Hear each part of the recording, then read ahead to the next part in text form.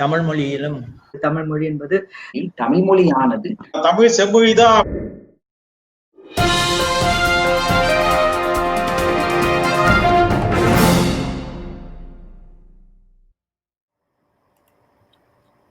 வணக்கம் அன்பு உறவுகளே, குளோப் தமிழினூடாக இன்றைய விசேட கலந்துரையாடலினூடாக உங்களிடம் இணைந்து கொள்கிறேன். தமிழ் செம்மொழி சிறப்பும் நம்மவர் பொறுப்பும் என்ற தலைப்பிலே இன்று நாங்கள் உங்களோடு இணைந்திருக்கின்றோம். எதற்காக இப்படி ஒரு நிகழ்ச்சியை இந்த வேளையிலே ஏற்பாடு செய்கின்றீர்கள் என்று பலரும் வினவலாம். இதற்கு பதில் என்னவென்று சொன்னால், நாங்கள் கொரோனா காரணமாக பல்வேறு விடயங்களை மறந்து இருக்கின்றோம். பல்வேறு விடயங்கள் மறக்கடிக்கப்பட்டிருக்கின்றன. கடந்த ஜூன் மாதம் 6ஆம் திகதி தமிழ் செம்மொழியாக அறிவிக்கப்பட்டு 16 ஆண்டு காலங்கள் பூர்த்தியாகி இருந்தன. ஆனால் கொரோனா காரணமாக அது உண்மையிலேயே மறந்து விட்டது. அன்றில் அதனை பலரும் கண்டு கொள்ளவில்லை. இந்த நிலையிலே தான் இது தொடர்பாக ஒரு விசேடமான ஒரு கலந்துரையாடலை ஏற்பாடு செய்ய வேண்டும் என்று இன்றைய கலந்துரையாடலை ஏற்பாடு செய்திருக்கின்றோம். நம்மோடு இந்த வேளையிலே இணைந்து கொண்டிருக்கின்றனர். ஒருவராக நாங்கள் அறிமுகம் செய்வோம். பேராசிரியர் அருணாச்சலம் சண்முகதாஸ் அவர்கள் யாழ்ப்பாணத்தில் இருந்து. வணக்கம் பேராசிரியர் அவர்களே. வணக்கம். அடுத்ததாக ஜெர்மனியில் இருந்து முனைவர் சுபாஷினி அவர்கள். வணக்கம் முனைவர் அவர்களே. வணக்கம். வணக்கம்.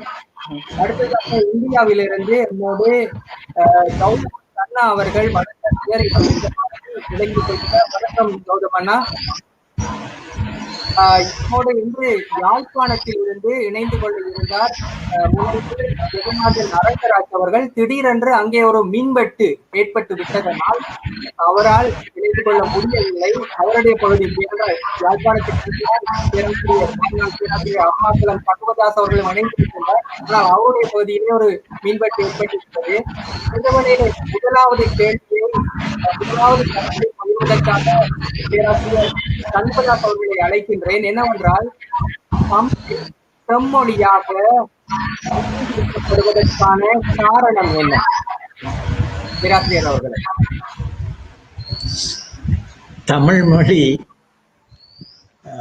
செம்மொழிகள் என்று நாம் இன்று பட்டியலிட்டு கூறப்படுகின்ற மொழிகள் எந்த மொழியை எடுத்தாலும் அந்த மொழியோடு ஒப்பிட்டு பார்க்கும் அளவில் அவற்றிலே செம்மொழிகள் என்று என்ன தகமைகளுக்காக அவற்றை செம்மொழிகளாக ஏற்றுக்கொண்டார்களோ அத்தகைய தகமைகள் யாவும் தமிழ் மொழியிலும் இருக்கின்றன என்று சொல்லுகும் பொழுது அது நீண்ட காலமாக தமிழ் மொழியிலே அவை இருந்து கொண்டிருந்தன. ஆனால் அந்த மொழி செம்மொழியாக ஒரு உத்தியோகபூர்வமாக அதனை அடையாளம் காணுகின்ற ஒரு ஏற்பாடு நீண்ட காலமாக நடைபெறவில்லை. இந்த வேளையிலே ஒரு தயவான வேண்டுகோள், பேசுகின்றவர் தவிர அனைவரும் மைக்கை மியூட் பண்ணி வைத்திருந்தால் நன்று. ஒரு எக்கோ பண்ணுகின்றது. பேராசிரியர் தொடர்ந்து கூறுங்கள். அதனால் இந்த மொழியினை செம்மொழியாக்க வேண்டும் என்று சொல்லி சூரியநாராயண சாஸ்திரியார் அவர்கள், பிரதிமா கலைஞர், அவர் எழுதிய நூலிலே இந்த தமிழ் ஒரு செம்மொழி என்பதை பல ஆதாரங்கள் காட்டி அரசுக்கு அதனை விண்ணப்பித்திருந்தார். ஆனால் எவரும் அதை கண்டுகொண்டதாக தெரியவில்லை.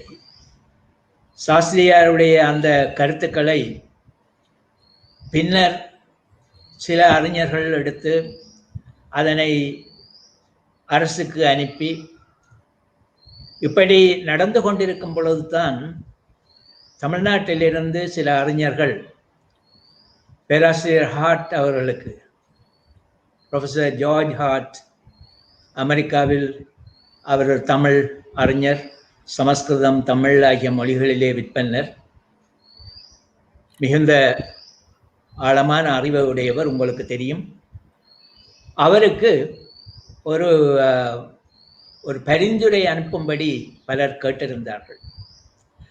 பின்னர் அவருக்கு உத்தியோகபூர்வமாகவே ஒரு கடிதம் சென்றது.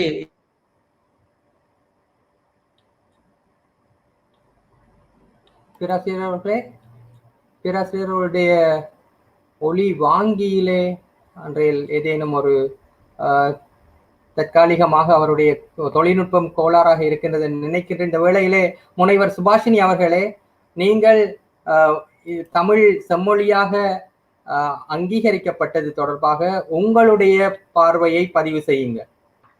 வணக்கம்.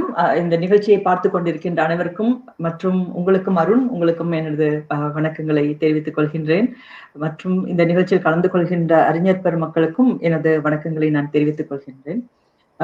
அதாவது தமிழுக்கு செம்மொழி என்ற சிறப்பு, அந்த தகுதி என்பது கிடைக்க பெறவில்லை என்று சொன்னால்தான் நாம் ஆச்சரியப்பட வேண்டும். ஏனென்றால் மிக மிக பழமையான ஒரு மொழி என்பது தமிழ் மொழி என்பது ஒரு பேச்சுவார்த்தைக்காக நாம் சொல்வதல்ல.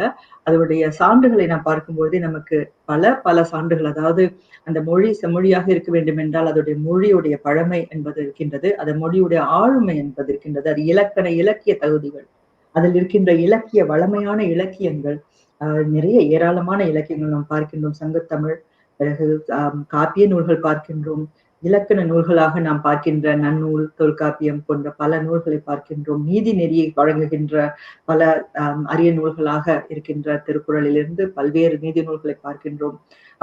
காலமாக இந்த நூல் வழக்கு என்பது, அந்த இலக்கிய மரபு என்பது மிகவும் ஆழமான ஒரு இலக்கிய மரபாக இருக்கின்றது என்பதை நாம் பார்க்கின்றோம். ஆக இது ஒரு வகை என்றாலும் சரி, ஒரு பண்பாட்டு செறிவு என்று சொல்லும் பொழுது ஆழமான மிகுந்த நுணுக்கமான கலை பண்பாட்டு விழுமியங்களையும் கொண்டிருக்கின்ற ஒரு மொழியாக தமிழ் மொழி இருக்கின்றது.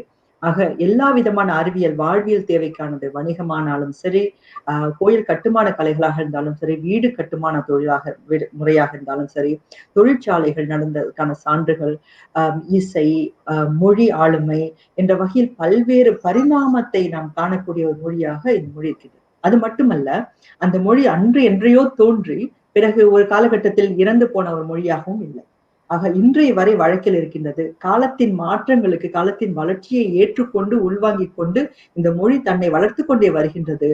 புதிய அறிவியல் சொற்களையும் நாம் உள்வாங்கிக் கொண்டு புதிய வளர்ச்சியை நாம் காண்கின்றோம்.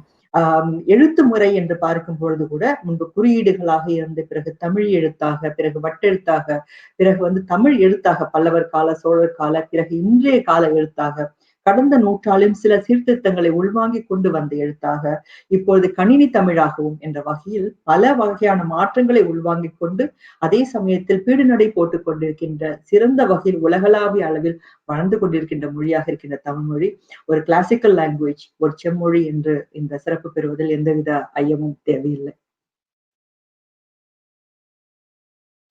உங்களுடைய ஒலி கேட்கல அருண். இப்போது கேட்கின்றதா? கௌதம சன்னா அவர்கள், இலக்கியவாதி, வழக்கறிஞர் அவர்கள் எம்மோடு இணைந்திருக்கின்றார். நாங்கள் அவருடைய பார்வையையும் இப்போது பதிவு செய்வோம். கொரோனா இப்போது தமிழகத்திலே தலை விரித்தாடுகின்றது. அருகிலிருந்து கேட்கின்ற போதே எமக்கு அச்சமாக இருக்கின்றது. தமிழ்நாட்டிலே அதிகரிக்கின்ற அளவை பார்க்கின்ற போது, கொரோனாவுக்கு மத்தியிலே கடந்த ஜூன் மாதம் 6ஆம் தேதி இந்த தமிழ் செம்மொழியாக அறிவிக்கப்பட்டதன் 16வது ஆண்டு அந்த கொண்டாட்டங்கள் கூட இடம்பெற்றிருக்குமோ என்றது சந்தேகம்தான்.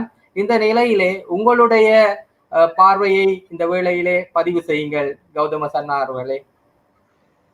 நன்றி. என்னை இந்த நிகழ்ச்சிக்கு அழைத்ததற்காக குறிப்பாக அருண் அவர்களுக்கு என்னுடைய நன்றியை தெரிவித்துக் கொள்கின்றேன். இந்த நிகழ்ச்சியிலே கலந்து கொண்டிருக்கக்கூடிய டாக்டர் சுபாஷினி உள்ளிட்ட அறிஞரான அனைவருக்கும் என்னுடைய வணக்கத்தையும், பார்த்து கொண்டிருக்கக்கூடிய பொதுமக்களுக்கும் என்னுடைய அன்பார்ந்த வணக்கத்தையும் நான் தெரிவித்துக் கொள்கின்றேன்.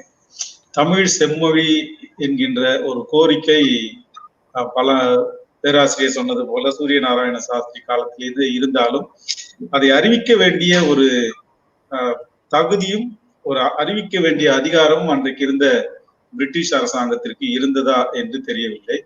ஏனென்றால் அதை அறிவிக்கக்கூடிய அளவிற்கான ஒரு அரசு செட்டப் அரசு நிர்வாக முறையோ மொழி பற்றின ஒரு தீவிரமான ஆராய்ச்சியோ அந்த காலத்திலே பெரிதாக நடக்கவில்லை என்பது, அரசு சார்பாக நடக்கவில்லை என்பது நமக்கு ஒரு பெரிய இடர்பாடாக இருக்கிறது.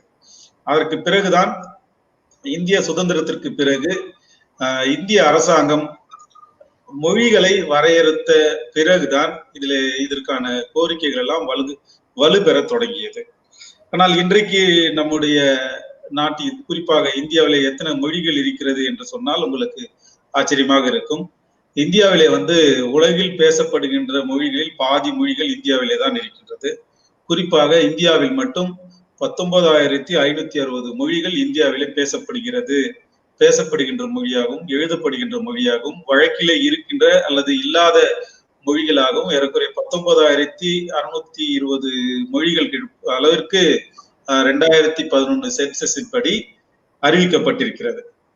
சோ இது வேற எந்த நாட்டிலும் எந்த கண்டத்திலும் இவ்வளவு மொழிகள் பேசுகின்றார்கள் என்பதற்கான சான்றுகள் இல்லை. இந்தியாவில் மட்டும்தான் இப்படி ஒரு மிகப்பெரிய அளவிலான எண்ணிக்கையில் மொழிகள் பேசப்படுகிறது. சரி, இந்த இடத்துல எப்படி கிளாசிக்கல் லாங்குவேஜ் என்று சொல்லப்படுகின்ற அளவிலே தமிழ் தீர்மானிக்கப்படுகிறது? ஏனென்றால் உலக அளவிலே அறிஞர்கள் மட்டுமே தான் கிளாசிக்கல் லாங்குவேஜ் என்பதை பற்றின வரையறைகள் எல்லாம் சொல்லிக் கொண்டிருக்கிறார்களே தவிர யுனெஸ்கோ இதுவரையில் ஒரு கிளாசிக்கல் லாங்குவேஜ் என்பதற்கான ஒரு உலகளாவிய வரையறையை யுனெஸ்கோ இன்னும் வழங்கவில்லை. அதுதான் கலை, இலக்கியம், இசை தொடர்பான எல்லா வரையறைகளும் செய்து கொண்டிருக்கக்கூடிய யுனெஸ்கோ கூட இன்னும் அதற்கான ஒரு வரையறையை செய்யவில்லை என்பது நமக்கு இருக்கக்கூடிய ஒரு மிகப்பெரிய இடர்பாடு. ஆனால் இந்தியாவிலே 2004ஆம் ஆண்டு ஜூன் மாதத்திலே இந்திய தமிழ் மொழி என்பது ஒரு கிளாசிக்கல் லாங்குவேஜ் என்று அறிவித்திருக்கிறார்கள். இது பல ஆண்டுகளுக்கான கோரிக்கை. பேராசிரியர் அவர்கள் சொன்னது போல சூரிய நாராயண சாஸ்திரிகள் தொடங்கி இருந்தாலும் கூட, பல்வேறு அறிஞர்கள் அதற்கு பிறகு பேசி இருந்தாலும் கூட 100 ஆண்டுகள் கழித்து இந்த தமிழ் செம்மொழியாக அறிவிக்கப்பட்டிருக்கிறது என்பது நமக்கு எல்லாம் இருக்கக்கூடிய ஒரு மிகப்பெரிய ஒரு வாய்ப்பு. அதே நேரத்தில் எந்த அடிப்படையில் அவர்கள் இதை அறிவித்தார்கள் என்பதை நாம் பார்க்க வேண்டும். அதற்கு ஒரு 11 கிரைட்டீரியா அவர்கள் போட்டிருந்தார்கள். அதாவது 11 விதமான வரையறைகள். அந்த வரையறைகளின் அடிப்படையில் தான் தமிழ் செம்மொழி என்கின்ற அடிப்படையில் அறிவிக்கப்பட்டிருக்கின்றது.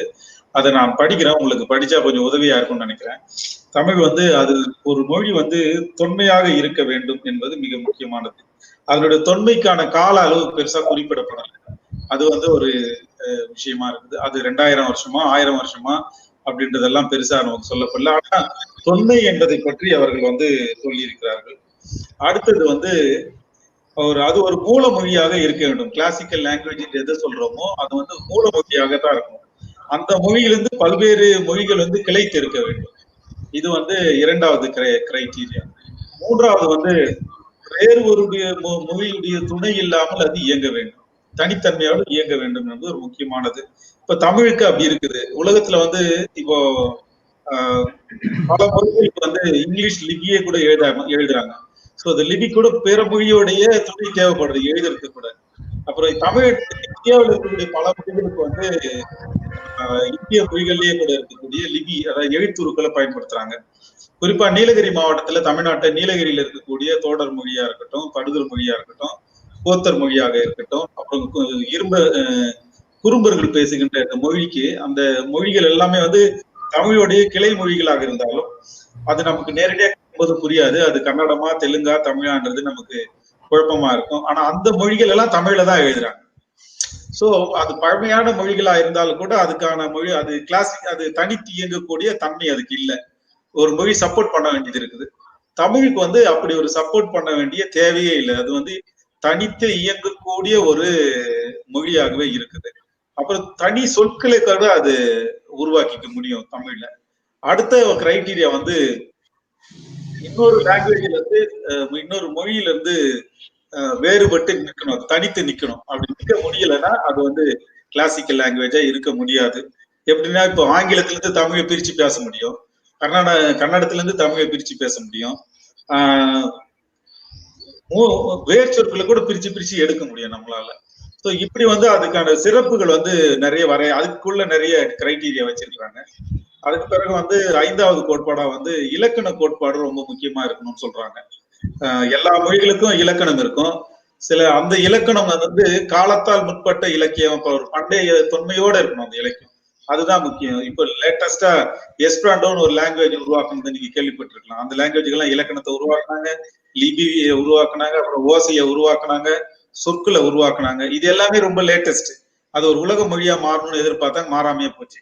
சோ ஆனா தமிழுக்கு அப்படி இல்லை. அது வந்து தொன்மையா தொல்காப்பியத்துக்கு பல இலக்கண நூல்கள் வந்து நமக்கு இருக்கிறதால இது ஒரு தொன்மை மிக்க மொழியா நம்ம பார்க்கலாம்.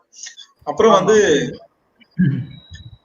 நல்லது. அடுத்த சுற்றிலே மீண்டும் பேசலாம். இப்போது நீங்கள் கூறிய ஒரு விடயத்திலே ஒரு மொழியின் இலக்கிய செழுமை, தொன்மை மற்றும் இன்னொரு மொழியை சார்ந்திராத தன்மை, இவை என்பன ஒரு மொழியை செம்மொழியாக அறிவிப்பதற்கு முக்கியமான காரணங்கள் என்று சுட்டிக்காட்டினீர்கள். தமிழ் 2004ஆம் ஆண்டிலே செம்மொழியாக அறிவிக்கப்பட்ட போது தமிழ் தான் இந்தியாவிலே முதன் மொழியாக செம்மொழியாக அறிவிக்கப்பட்ட மொழி என்று நான் நினைக்கிறேன். தப்பிருந்தால் சுட்டி காட்டுங்கள். ஆனால் இப்போது பார்த்தால் கன்னடம், தெலுங்கு, மலையாளம் என்பனவும் ஒரு செம்மொழிகளாக அறிவிக்கப்பட்டிருக்கின்றன. அவை தமிழிலிருந்து பிரிந்து சென்ற ஒவ்வொரு காலகட்டத்திலே பிரிந்து அவை இன்னொரு மொழியோடு கலந்து உருவானவை என்றுதான் நானும் படித்திருக்கின்றேன். அப்படி பார்த்தால் பேராசிரியர் சண்முகதாஸ் அவர்களே, எப்படி அவற்றையெல்லாம் செம்மொழியாக அறிவிக்க முடியும்? இந்தியாவிலே முதலில் செம்மொழியாக அவர்கள் அரசு ஏற்றுக்கொண்டது சமஸ்கிருத மொழி. அதனுடன் பாலி மொழியையும் அவர்கள் ஒரு செம்மொழியாக ஏற்றுக்கொண்டிருந்தார்கள். அதன் பின்னர் தான் இந்த பாலி மொழியை, சமஸ்கிருத மொழியை அவர்கள் செம்மொழிகளாக அரசு நீண்ட காலமாக அதனை ஏற்று வைத்துக் கொண்டிருக்கின்ற பொழுது, அதே வேளையிலே உலக அடிப்படையில் அரபிக் மொழி ஒரு செம்மொழியாக ஏற்றுக்கொள்ளப்பட்டது. பாரசீக மொழி ஒரு செம்மொழியாக ஏற்றுக்கொள்ளப்பட்டது. பாரசீக மொழியிலே இருக்கின்ற இலக்கியம், மிகச்சிறந்த இலக்கியங்களும் மிகச்சிறந்த கலைகளும் அவர்களிடம் இருந்தன. ஆனால் அந்த மொழி கிரேக்க, லத்தீன், ஹீப்ரு மொழிகள் போல அதுவும் ஒரு இறந்த மொழியாக ஆகிவிட்டது. ஆனால் அரபிக் மொழியை பொறுத்தவரையில் அரபிக் மொழியே மிக பிற்காலத்திலே தான் தோன்றியது. அதிலே எழுத்துகள் இவைகள் எல்லாம் பிற்காலத்திலே தோன்றியவை. இதனாலே இந்த மொழியை ஒரு செம்மொழியாக ஏற்றுக்கொள்ள முடியுமோ என்று கூட சிலர் விவாதிப்பது உண்டு. அந்த விவாதத்துக்கு நாங்கள் போக தேவையில்லை.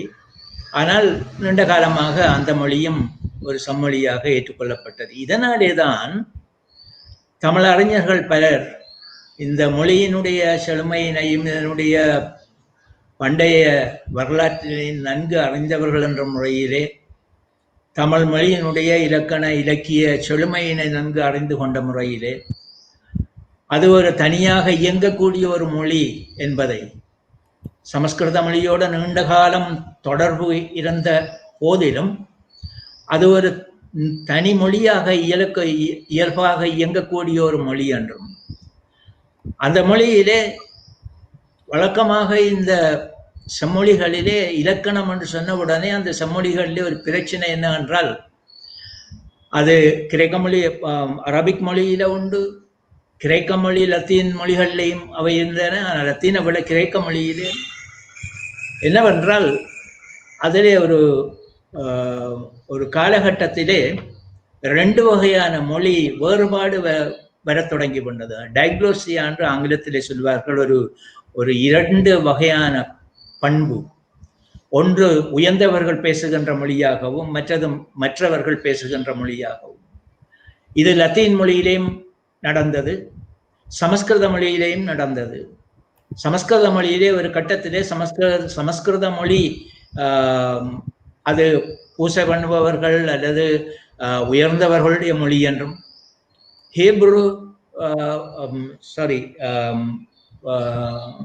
பாலி மொழி போன்ற பிற மொழிகள் எல்லாம் மற்றவர்கள் பேசுகின்ற மொழி என்றும் இருக்கின்ற அந்த நிலைப்பாடு ஏற்பட்ட பொழுது லத்தீனுக்கும் கிரேக்கத்துக்கு நடந்தது. குறிப்பாக லத்தீன் ஒரு பிரீஸ்ட் லாங்குவேஜா வந்த உடனே அது பிரீஸ்ட் அவர்களுடைய சமூகத்திலேயே அந்த மொழி பேசப்பட்டது. இங்கே இந்தியாவிலே காளிதாசர் எழுதிய நாடகத்தை பார்த்தால், அல்லது ரத்னாவளி போன்ற நாடகத்தை பார்த்தீர்கள், ரத்னாவளியில வருகின்ற ராசா ராசாத்தி அவர்கள் உயர்ந்தவர்கள் எல்லாம் சமஸ்கிருத மொழி பேசுவார்கள், மற்றவர்கள் எல்லாம் பிராகிருத மொழி தான் பேசுவார்கள். உயர்ந்தவர்கள் தான் இந்த மொழியை பேச இந்த உயர்ந்த மொழி தாழ்ந்த மொழி என்றது, அல்லது எழுத்து மொழி பேச்சு மொழி, இந்த இரட்டை பண்பு இந்த செம்மொழிகளிலே தோன்றி பல செம்மொழிகளை அழித்தது அந்த பண்பு. ஆனால் தமிழ் மொழி அந்த இரட்டை பண்பை இன்றும் கொண்டுள்ளது. பேச்சு மொழியும் இருக்கு, எழுத்து மொழியும் இருக்கின்றது, உயர்ந்த இலக்கியங்களும் இருக்கின்றன, அதே வேளையிலே சாதாரண மக்கள் இலக்கியமும் இருக்கின்றது. இதனுடைய சேர்க்கதான் சிலப்பதிகாரம். சிலப்பதிகாரத்திலே உயர் மொழி மரபினையும் இலக்கிய மரபினையும் பார்க்கின்றோம். அதே நேரத்தில் சாதாரண மக்களுடைய இசை முதலிய மாதவி அரசனுடைய அவையிலும் ஆடுகின்றாள், கடற்கரையிலேயும் ஆடுகின்றாள். அங்கே காதைகளை பார்த்தால் அடைக்கல காதை, கொலைக்கல காதை, இப்படியான காதைகள் வருகின்ற அதே வேளையிலே இந்த இசை பாடல்கள் கொண்ட பாடல்களை கொண்ட காதைகளும் அங்கே இருக்கின்றன. இந்த வகையிலே இந்த இரட்டை பண்பு இலக்கணம் என்று வருகின்ற பொழுது அது மிகவும் மொழியை பாதிக்கின்ற ஒரு பண்பாக இருந்தது. ஆனால் தமிழ் மொழி அவ்வாறு பாதிக்கப்படாமல் இருந்த இந்த மாதிரியான இந்த குணங்களை எல்லாம் நோக்கித்தான் பிரதிமா கலைஞர் இந்த தமிழ் மொழி ஒரு செம்மொழி, அதை செம்மொழியாக பிரகடனப்படுத்த வேண்டும் என்று கேட்டிருந்தார்கள். அவ்வாறு தமிழ் மொழியை செம்மொழியாக பிரகடனப்படுத்தப்பட்ட உடனே கன்னட மொழியிலும் தெலுங்கு மொழி இவர்களும் தங்களுடைய மொழியிலும் மிகச் செழுமையான இலக்கியங்கள் இருக்கின்றன, தம்முடைய மொழியும் பழைய மொழி என்று அவர்களிடம் கேட்ட பொழுது அது ஒரு அரசியல் ரீதியாக உள்ள ஒரு பிரச்சனையாகவும் இருந்தது. ஆகவே அந்த மொழிகளும் செம்மொழிகளாக ஆக்கினார்கள். நான் ஏற்கனவே உங்களிடம் முன்னர் பேசும் பொழுது சொன்னேன், செம்மொழியாக ஒரு மொழியை அவர்கள் அடையாளம் கண்டால், உத்தியோகபூர்வமாக ஏற்றுக்கொண்டால் அந்த மொழிக்கு மானியம் கிடைக்கும். ஒவ்வொரு ஆண்டும் மானியம் கிடைக்கும். அதனூடாக மொழியை செழுமைப்படுத்துவதற்கு, அதனை வளர்ப்பதற்கு, மேம்பாடடைய செய்வதற்கு ஒரு தனி பிற நாடுகளிலே உள்ள பல்கலைக்கழகங்களிலே தமிழ் ஒரு செவ்வியல் மொழியாக அவர்களுடைய ஒரு துறையிலே சேர்க்கப்பட்டிருந்தால் அங்கே ஒரு ஒரு பேராசிரியர் தவிசினை அமைப்பதற்கு கூட அந்த பணத்தினை பயன்படுத்துவதற்கு அத்தகைய வாய்ப்புகள் இருக்கின்றன. இதனாலே ஓரளவுக்கு தமிழுக்கு கிட்ட வரலாம் என்று நினைக்கின்ற மொழிகளும் தங்களுடைய மொழிகளையும் செம்மொழிகளாக்க வேணும் என்று கேட்டு அரசும் அதுக்கு ஒத்துக்கொண்டது. அது பற்றி நாங்கள் இங்கே பேச வேண்டும் தெரியவில்லை. ஆனால் எங்களுடைய மொழியை பொறுத்தவரையிலே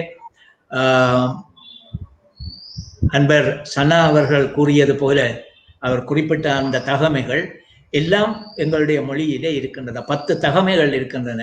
பேராசிரியர் டாக்டர் குழந்தை சுவாமி அவர்கள் மிகச்சிறந்த ஒரு புத்தகம் எழுதியிருந்தார், Tamil among the world classical languages என்ற நூல், ஆங்கிலத்தில் எழுதியிருந்தார். அந்த நூலிலே அவர் இந்த 10 குணங்கள் கொடுக்கின்றார் ஒரு செம்மொழிக்கு எப்படி இருக்க வேண்டும். நான் பின்னர் ஒரு நூல் எழுதியிருந்தேன், செவ்வியல் தமிழ் வரலாறும் பண்பாடும் பயன்பாடும் என்று சொல்லி பண்பாடும் என்று சொல்லி ஒரு நூல் எழுதியிருந்தேன். பெரும்பாலும் அவர் சொன்ன அந்த 10 குணங்களையும் நான் என்னுடைய நூலிலே குறிப்பிட்டு அதை எப்படி தமிழுக்கு பொருந்துகின்றது என்று குறிப்பிட்டிருக்கின்றேன். குழந்தைசுவாமி அவர்களுடைய நூலும், மலையம்மான் போன்ற அறிஞர்கள் எழுதிய நூலும், மனவ முஸ்தாபா எழுதியிருக்கின்றார், ஜான் சாமுவல் எழுதியிருக்கின்றார். இப்படி இவர்கள் எழுதிய இந்த நூல்களிலே ப்ரொஃபஸர் ஜார்ஜ் ஹார்ட் எழுதின கட்டுரைகளிலே இந்த தமிழ் எவ்வாறு செம்மொழியாக இருக்கின்றது என்பதற்கு அவர்கள் பல சான்றுகளை எடுத்து காட்டியிருக்கின்றார்கள். அதனாலே மற்ற மொழிகளுடன் நாங்கள் ஒப்பிட்டு பேச வேண்டிய தேவை வந்தால் பேசலாம். ஆனால் எங்களுடைய மொழி ஏறக்குறைய நான் நினைக்கிறேன் சீன மொழி ஒன்றுதான் ஏறக்குறைய 3000 ஆண்டு அவர்கள் ஒரு வரலாறு அவர்களுக்கு இருக்கின்றது. அப்படி இருந்த போதும் அவர்களுடைய பண்டைய இலக்கியங்கள் என்று சொல்வதற்கு கன்ஃபூசியஸ் ஒன்றாக தொகுத்த அந்த ஐந்தொகை என்ற அந்த ஐந்தொகை தான் அவர்களுடைய மொழியை ஒரு ஒரு ஒரு செவ்வியல் மொழியாக அடையாளம் காண்பதற்கு உதவியது. ஆனால் அந்த கன்ஃபூசியஸினுடைய ஐந்தொகை போன்ற இலக்கியங்கள் நம்முடைய மொழியிலே நிறைய இருக்கின்றன. சங்கப்பாடல்கள் தொடக்கம், சங்கப்பாடலுக்கு முன்னே ஒரு பாட்டு என்ற ஒரு தொகுதியே இருந்தது என்பது அதுதான் நான் சென்ற ஆண்டு சிகாகோவில் நடைபெற்ற அந்த 10வது உலக தமிழராட்சி மாநாட்டிலே சுபாஷினி இங்கே வந்திருந்தார். அந்த மாநாட்டிலே நான் படித்திருந்தேன் அந்த பாண்பாட்டு, பின்னர் சங்கப்பாட்டு, அதன் பின்னர் பக்தி பாடல்கள், அறநெறி பாடல்கள், திருக்குறள் என்ற ஒரு நூல், அந்த நூலை பற்றியே சீனர்கள் ஏனையவர்கள் அவர்கள் தங்களுடைய நூல்களிலே இல்லாத பல கருத்துக்கள் எல்லாம் இங்கே இதுக்குள்ளே இருக்கின்றன சொல்லி இருக்கின்றார். அந்த வகையில் நம்முடைய மொழி ஒரு செம்மொழி என்று சொல்லுவதற்கு என்ன என்ன தகமைகளை உலகத்தவர்கள், உலக அறிஞர்கள் சொல்லுவார்களோ அந்த தகமைகள் எல்லாவற்றுக்கும் நம்முடைய மொழியிலே சான்றுவோம். ஒரு மொழியை செம்மொழி என்று சொல்லுவது எப்போ என்றால் மொழியால் அல்ல, இந்த பேச்சு இலக்கணம் அதனால் அல்ல, இலக்கியத்தினாலதான் மொழியை பார்க்கின்றது. அதான் இந்த செம்மொழியிலே ஒரு சிறப்பு. எவ்வளவுக்கு இலக்கியம் கிரேக்க லத்தீன் மொழிகளிலே உள்ள இலக்கியங்கள் தான் அவற்றை செம்மொழிகளாக்கின. அதே போல எங்களிடமும் மிகச்சிறந்த மொழிகள் இலக்கியங்கள் இருக்கின்றன. அந்த இலக்கியங்களில் பயன்படுத்தப்பட்ட மொழி செம்மொழி. இந்த செம்மொழி என்றுதான் அவர் சொல்லுவார்கள். ஆனால் இலக்கியங்கள் தான் அவற்றுக்கு அடிப்படை என்பதை இந்த வேளையில் நாங்கள் உணர்ந்து கொள்ள வேண்டும்.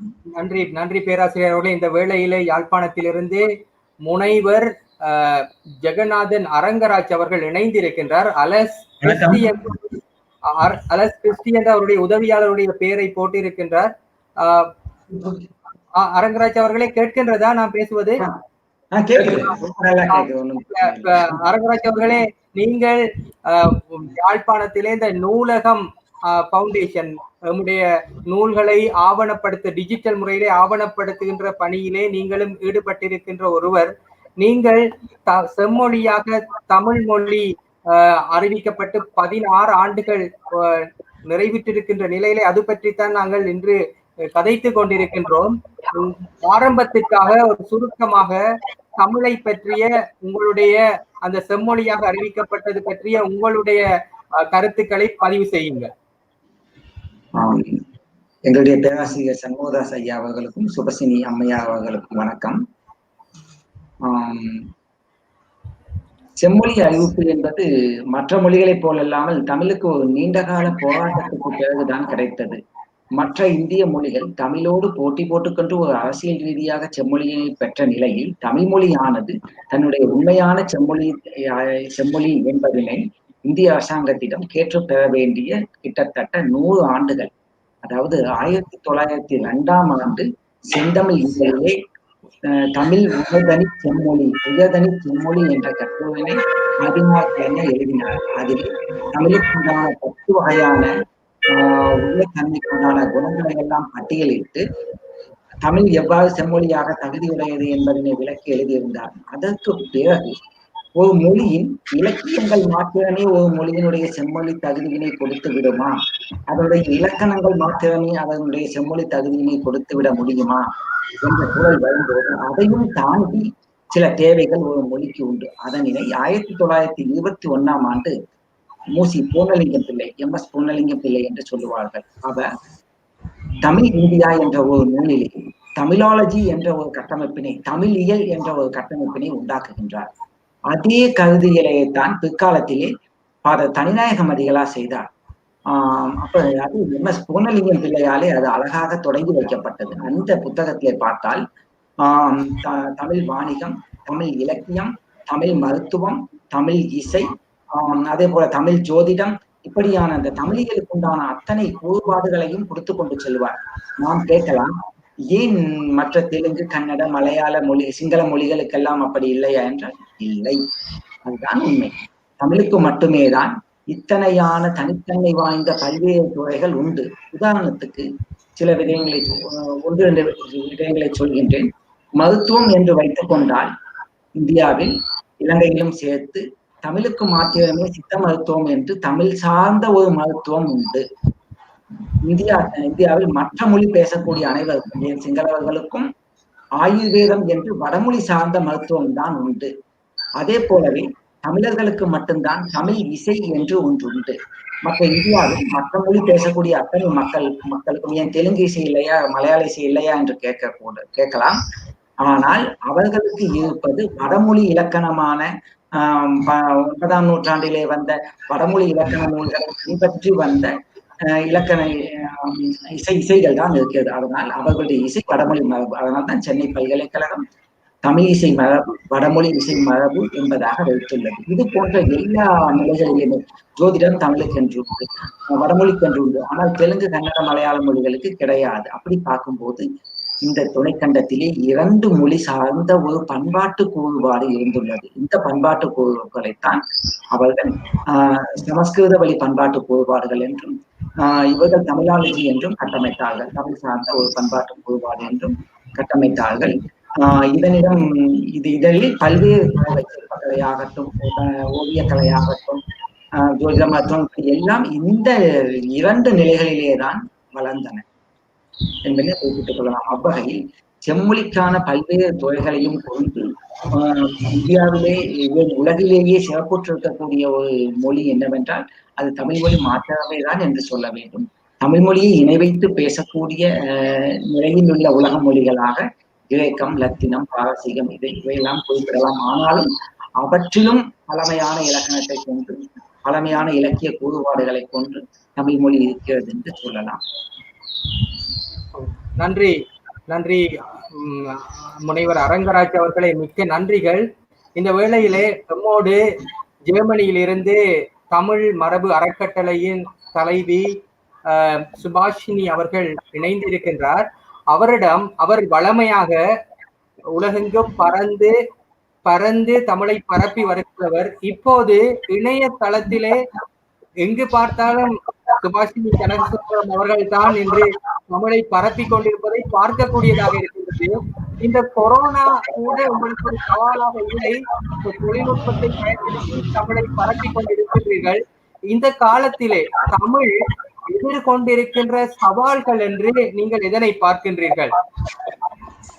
இது உண்மையிலேயே தேவையான கேள்வி நான் நினைக்கிறேன். அதாவது நமக்கு எல்லோருக்கும் தமிழ் மேல இருக்கின்ற ஆர்வம் அப்படிங்கிறது மிகவும் முக்கியமான ஒன்று. இந்த ஆர்வம் அப்படிங்கிறது இப்ப பார்க்கும் பொழுது கடந்த சில ஆண்டுகளாக நமக்கு வந்து தொல்லியல் துறையிலேயே நமக்கு வந்து அதிகமான ஆர்வம் இருக்கிறது நம்ம பார்க்கணும் இல்லையா? இப்ப நம்முடைய ஆய்வுகள் இலங்கையாக இருந்தாலும் சரி, அது தமிழகமாக இருந்தாலும் சரி, தொல்லியல் அகழ்வாய்வோடு நாம ஒப்பிட்டு பார்த்து அந்த தொடர்ச்சியை வந்து அறிந்து கொள்ற ஆர்வத்தை எல்லாம் பார்க்கிறோம். ஆனா சவால்கள்னு பார்க்கும்போது மிகப்பெரிய சவால்கள் நிறைய இருக்கிறதாகவே நான்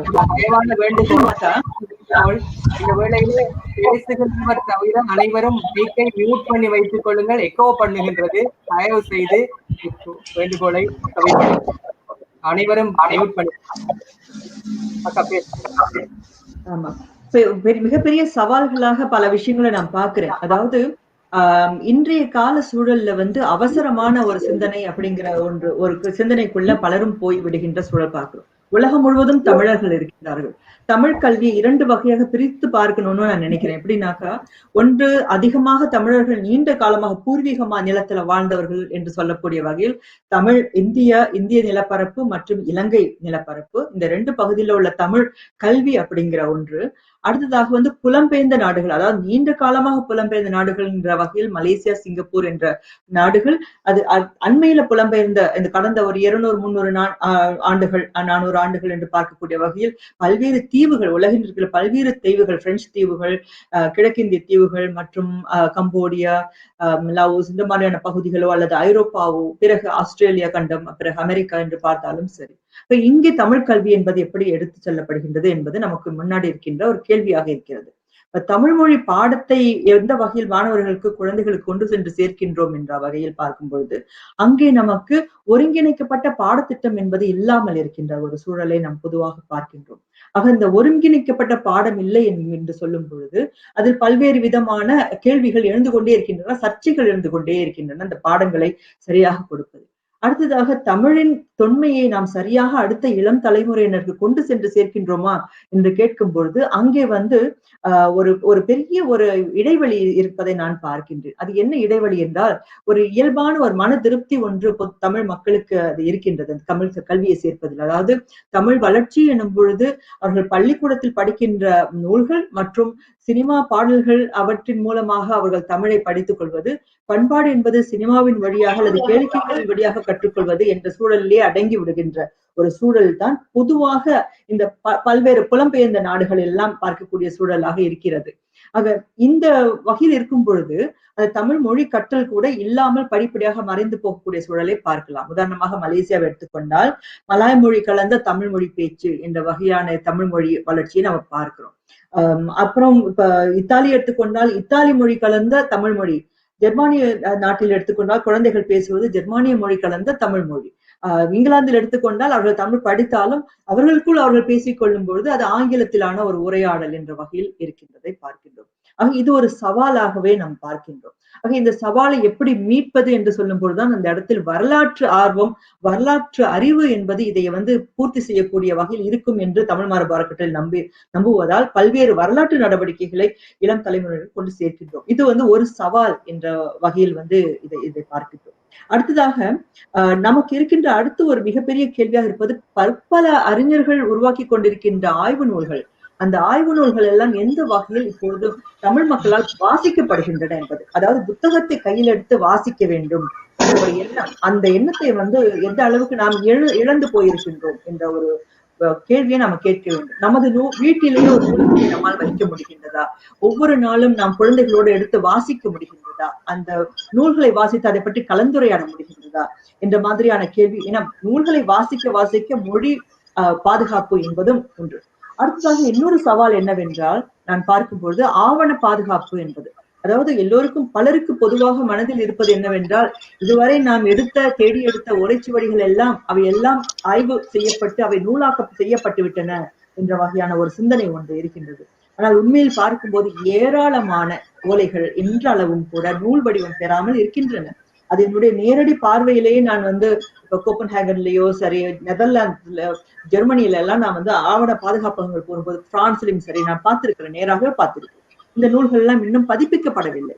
ஆக இத்தனை அறிவு கருவூலம் இங்கு மாத்திரம் இல்லை. நான் நினைக்கிறேன் இப்ப இலங்கையில யாழ் நூலகம் அது எரிக்கப்பட்ட போது அந்த சமயத்துல ஏறக்குறைய 80,000க்கும் மேற்பட்ட நூல்களும் எண்ணற்ற ஓலைகளும் எரிந்து போனன அப்படிங்கிறத நம்ம அறிகிறோம். ஆனால் தமிழகத்தில் பல்பல ஆவண பாதுகாப்பகங்களையும் சரி, நூலகங்களையும் சரி, ஓலைச்சுவடிகள்லாம் இன்றும் நிறைய இருக்கின்றன. அவற்றுள் எத்தனை இதுவரை ஆய்வு செய்யப்பட்டு நூலாக கொண்டு வரப்பட்டிருக்கின்றன? அதுவும் நமக்கு முன்னாடி இருக்கிற மிகப்பெரிய சவாலாக இருக்கின்றது. அது மாத்திரம் இல்லாம காகித ஆவணங்கள் பல இருக்கின்றன. அந்த காகித ஆவணங்கள் எத்தனை ஆய்வு செய்யப்பட்டு அவை பற்றிய விழிப்புணர்வோ அந்த செய்திகளோ வந்திருக்கின்றன அப்படிங்கிற ஒரு கேள்வி இருக்கு. ஆக இந்த அறிவு கருவூலங்கள் அப்படிங்கிற வகையில இந்த விஷயங்கள் எல்லாம் எப்படி நம்ம அடுத்த சமூகத்துக்கு, அடுத்த தலைமுறைக்கு கொண்டு செல்ல போகிறோம் என்பது என்னை பொறுத்த வரைக்கும் மிகப்பெரிய சவாலாக இருக்கின்றது என்று நான் கருதுகின்றேன்.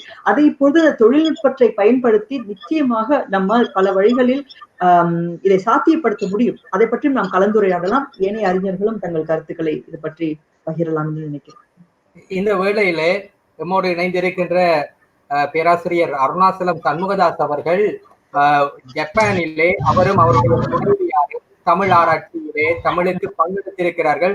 முனைவர் சுபாஷினி அவர்கள் கூட இது பற்றி அறிவதற்கு ஆர்வமாக இருப்பதாக குறிப்பிட்டிருந்தீர்கள். அதனை பற்றி எம்மோடு பகிர்ந்து கொள்ளுங்கள். தமிழுக்கும் ஜப்பானிய மொழிக்கும் இடையிலான தொடர்புகளை, அது பரந்துபட்டதாக இருக்கும், அதனை சுருக்கமாக சாராம்சமாக குறிப்பிடுங்கள். என்ன மாதிரியான ஆராய்ச்சிகளை நீங்கள் முன்னெடுத்திருந்தீர்கள் என்றால், நான் பார்த்திருக்கிறேன் கொரிய மொழிக்கும் தமிழுக்கும் இடையிலே பல தொடர்புகள் இருக்கின்றன என்றால், ஜப்பானிய மொழிக்கும் தமிழுக்கும் இடையிலான தொடர்புகள் பற்றி நான் அவ்வளவாக கேள்விப்படவில்லை. அதை பற்றி சற்று எடுத்துரையுங்கள் பேராசிரியர் அவர்களே. ஜப்பானிய மொழி பற்றி டோக்கியோவிலே உள்ள கக்ஷின் பல்கலைக்கழகத்தில் இருந்த பேராசிரியர் சுசுமு ஓனோ அவர்கள், அவருடன் ஆய்விலே ஈடுபடக்கூடிய வாய்ப்பு எனக்கும் என்னுடைய துணைவியாருக்கும் கிடைத்தது. அதனுடைய விளைவுதான் இந்த ஜப்பானிய தமிழ் மொழி இலக்கிய பண்பாட்டு உறவு பற்றிய ஆய்வாக முடிந்தது. ஜப்பானிய மொழிக்கும் தமிழ் மொழிக்கும் ஒரு மேலெழுந்த வாரியான உறவு இருக்கின்றது என்பதை எங்களுக்கு பிஷப் கால்டுவெல் ஐயர் அவருடைய திராவிட மொழிகளின் ஒப்பீடு என்கின்ற அந்த நூலிலே, ஆங்கிலத்திலே அவர் எழுதிய அந்த நூலிலே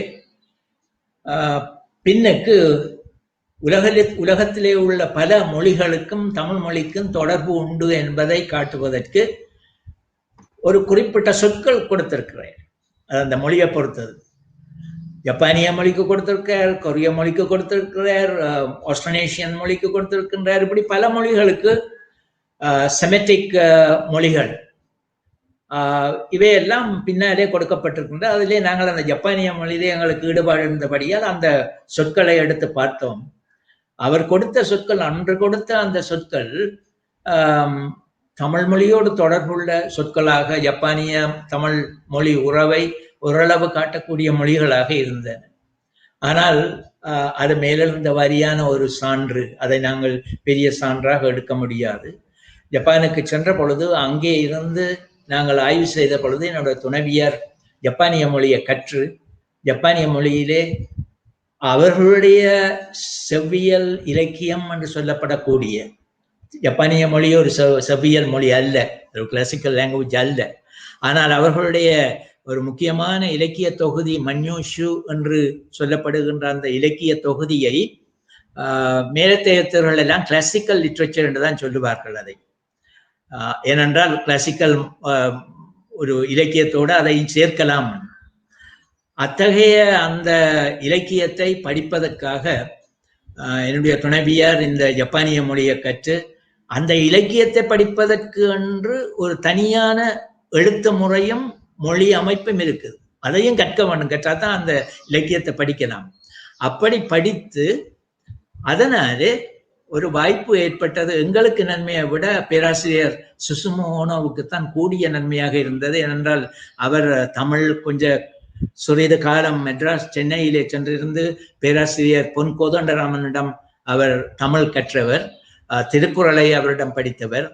இவ்வாறு அவர்களிடம் படித்த அந்த அறிவினை வைத்துக் கொண்டுதான் தமிழிலே உள்ள தமிழ் லெக்சிகன், மற்றது எமனோ பரோ அவர்களுடைய திராவிட மொழிகளின் அந்த ஒப்பியல் அகராதி, இவற்றை அடிப்படையாக வைத்துக் கொண்டுதான் அவருடைய தன்னுடைய ஆராய்ச்சியை அவர் தொடங்கினவர்.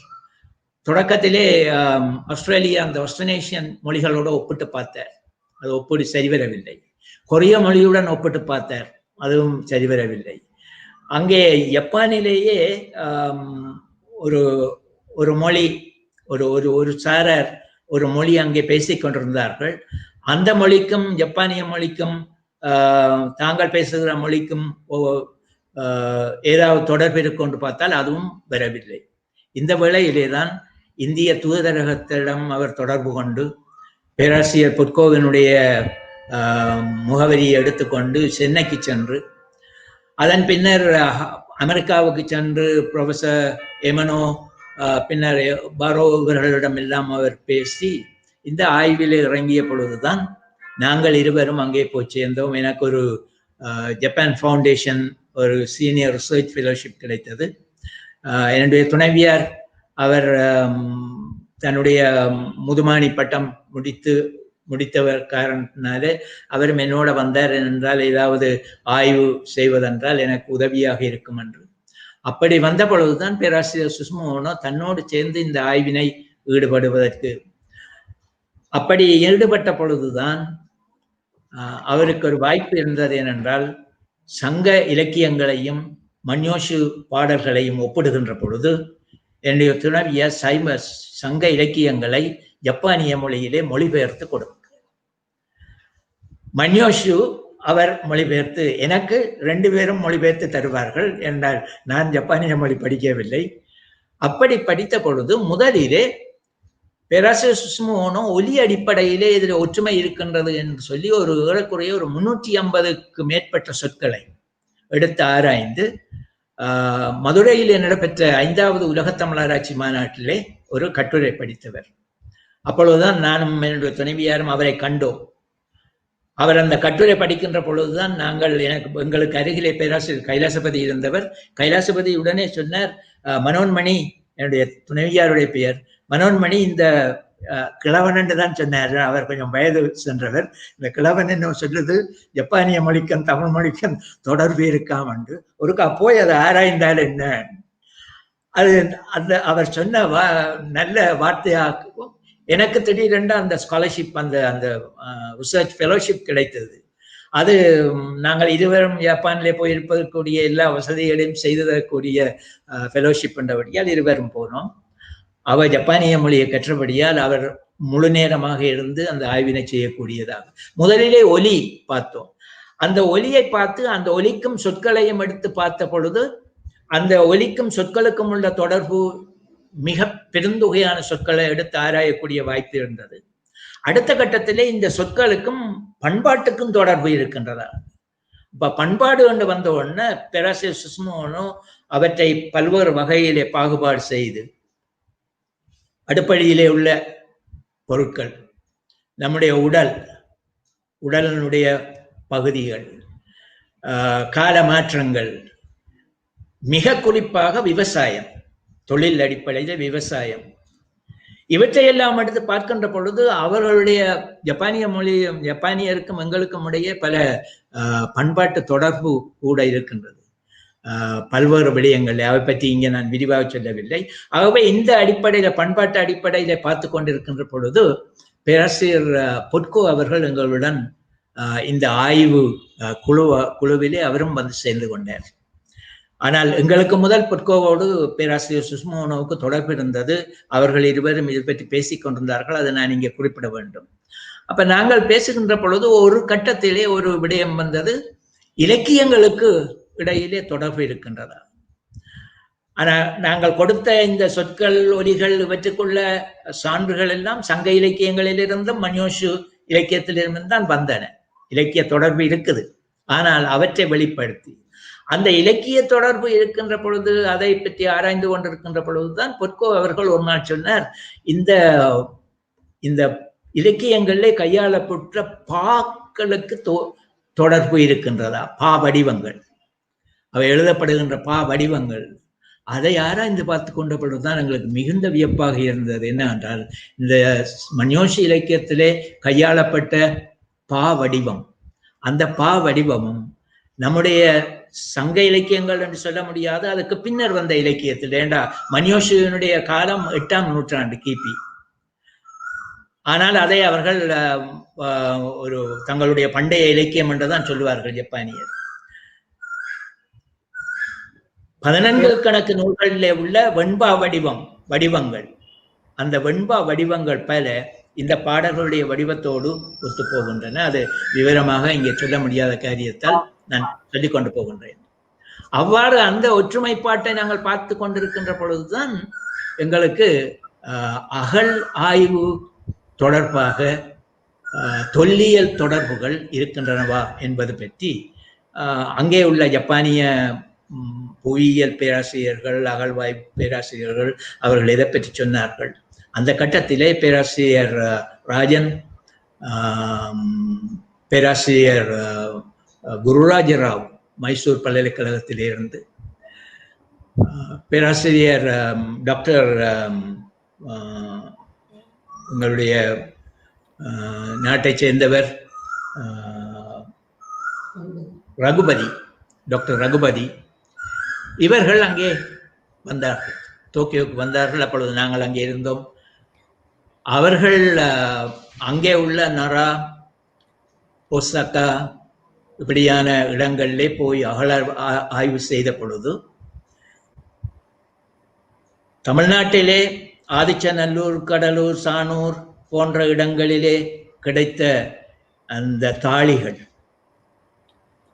மட்பாண்டங்கள், அவை அங்கே கிடைத்திருக்கின்றன. அவை அவருடைய மியூசியத்திலே வைக்கப்பட்டிருந்தன. இவர்கள் சென்று அவற்றையெல்லாம் பார்த்து அதிலே பேராசிரியர் ரோனோ ஒரு 365 அந்த கிறுக்கல் எழுத்துக்கள், கிராஃபிட்டி ரைட்டிங்ஸ் 2 பகுதியிலும் இருந்து, தமிழ்நாட்டில் உள்ள கிராஃபிட்டி ரைட்டிங்ஸ் பற்றி ஏற்கனவே அவர்கள் நூல்கள் தந்திருக்கிறார்கள். ஆகவே அதில் காணலாம். இந்த மட்பாட்டங்கள் இவற்றிலே இந்த கிராஃபிட்டி ரைட்டிங்ஸை ஒன்றாக எடுத்து 2லும் ஒரே மாதிரியான ரைட்டிங்ஸ் ஏறக்குறைய 300க்கும் மேற்பட்ட எழுத்துக்கள் இருந்தன. அவை எடுத்து காட்டப்பட்டன. இவ்வாறு ஒவ்வொரு படிப்படியாக ஒலியிலே இருந்து தொடங்கி சொல்லினுடைய பண்பாட்டு பின்னணி, இலக்கியத்திலே கையாளப்பட்ட பாவடிவம், இந்த இலக்கியம் காட்டுகின்ற பண்பாடு, இந்த பண்பாட்டு இவற்றையெல்லாம் பின்னணியாக எங்களுக்கு சான்று தரக்கூடிய தொல்லாய்வு இவற்றையெல்லாம் சேர்த்து பார்த்த பொழுது ஓரளவு இந்த 2 மொழிக்கும் ஒற்றுமை இருக்கின்றது என்பதை கூறக்கூடியதாக இருந்தது. பலர் அதை பற்றி அதை விளங்கி கொண்டு பலர் அதை பற்றி எல்லாம் எழுதியிருக்கின்றார்கள். இப்ப இந்த வகையிலே ஜப்பானிய மொழி ஒரு தமிழ் மொழியுடன் எந்த வகையிலே தொடர்பிட்டிருந்திருக்கலாம் என்ற 2000ஆம் ஆண்டு வருகின்ற பொழுது தொலைக்காட்சியிலே ஒரு நேர்காணல் ஒன்று நடத்தினார்கள். நாங்களும் அதிலே அந்த நேர்காணலிலே பங்கு பற்றினோம். அது முக்கியமல்ல, அதை விட அங்கே காட்டப்பட்ட ஒரு காணொளி, அதிலே ஒரு வைரஸ் நோய், ஒரு நுண்ணங்கி ஒன்று ஒரு தெலுங்கு மருத்துவரும் ஜப்பானிய மருத்துவர்களும் சேர்ந்து ஆராய்ச்சி செய்திருந்தார்கள். அந்த நுணங்கி கர்ப்பவதிகளை தாக்கக்கூடிய ஒரு வைரஸ், ஒரு காலத்துல முன்னர் இருந்த ஒரு வைரஸ். அந்த வைரஸ் இருந்த சான்றுகளை அவர்கள் ஆராய்ந்து பார்த்த பொழுது டோக்கியோவிலே, தமிழ்நாட்டிலே, ஆப்பிரிக்காவிலே இந்த பக்கத்துல செனகல் அந்த மாதிரியான அந்த இடங்களிலே இந்த வைரஸ், இந்த நுணங்கிகள் அதாவது மக்களை வருத்தி உள்ளதை அவர்கள் அறிந்திருக்கிறார்கள். இதை எடுத்து காட்டிய பொழுது தமிழ்நாட்டுக்கும் டோக்கியோவுக்கும் இதுக்கும் என்ன தொடர்பு என்றால், அதற்கு கூறப்பட்ட மறுமொழி நாங்கள் கூறவில்லை, மற்றவர்கள் சொன்னார்கள். குமரிக்கண்டம் சிதறிய பொழுது இந்த 2 பக்கமாக சிதறி சென்றிருக்கின்றது. ஒன்று ஜப்பான், இந்தோனேசியா போன்ற உடைவுகள், இந்த பக்கம் ஆப்பிரிக்காவுக்கு இந்த பக்கத்திலே உள்ள உடைவுகள், இவையெல்லாம் ஒரு காலத்திலே ஒன்றாயிருந்து உடைந்தன. அந்த வகையிலே தான் இந்த ஜப்பானிய மொழிக்கும் தமிழ் மொழிக்கும் ஒற்றுமை இருக்கலாம். ஏனென்றால் தாலி பண்பாடு கொரியாவிலும் இல்லை, சீனாவிலும் இல்லை. அப்ப இந்த தாலி பண்பாடு ஜப்பானிலிருந்து தமிழ்நாட்டுக்கு வந்ததா, தமிழ்நாட்டிலிருந்து ஜப்பானுக்கு போனதா என்ற ஒரு கேள்வி. இப்படியான இந்த மாதிரியான இவற்றையெல்லாம் ஆராய்ந்து, ஆனா இன்னும் அதனை மேலும் ஆராய்வதற்குரிய வாய்ப்புகள் இருக்கின்றன. இளையவர்கள் அதை செய்வார்கள். சிலர் படிக்கின்றார்கள் ஜப்பானிய மொழியை. டெல்லியில ஒரு பிள்ளை இப்பொழுது PhD செய்து கொண்டிருக்கின்ற ஒரு கல்லூரிகளிலே ஜப்பானிய மொழி படித்துக் கொண்டிருக்கிறார்கள். அவர்கள் இவற்றில் ஈடுபடுவார்கள் என்று நம்புகின்றோம். நன்றி பேராசிரியர் அவர்களே.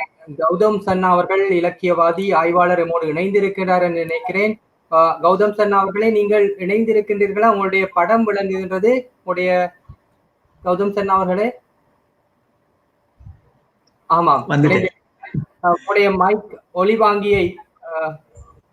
கௌதம் சன்னா அவர்களே, இந்த காலத்திலே ஒரு பேஸ்புக் கேள்வி ஒன்று, அதாவது புலம்பெயர் மக்கள் மத்தியிலே பயிரப்படுகின்ற ஒரு கருத்து என்னவென்றால், சமஸ்கிருதத்திற்கு முதல் தமிழ் வந்தது என்றால், அதாவது இப்படி ஒரு கேள்வியை கேட்டிருக்கின்றார்கள். இப்படி ஒரு கிளர்த்தும் கருத்துக்களை, அதாவது இப்போதெல்லாம் ஆழமாக ஆராய்வதை விடுத்து வார்த்தைகளிலே முட்டி மோதிக்கொள்கின்ற ஒரு போக்கை பார்க்கிறீர்கள். நீங்கள் ஒரு வழக்கறிஞராக இருப்பதனால் மக்கள் ஆழமான ஒரு ஆய்வு இல்லை. இப்போ ஒரு சமூக வலைத்தளங்களிலே மேலோட்டமாக வாசித்துவிட்டு அவர்கள் அடிபடுகின்ற நிலையை காணக்கூடியதாக இருக்கின்றது.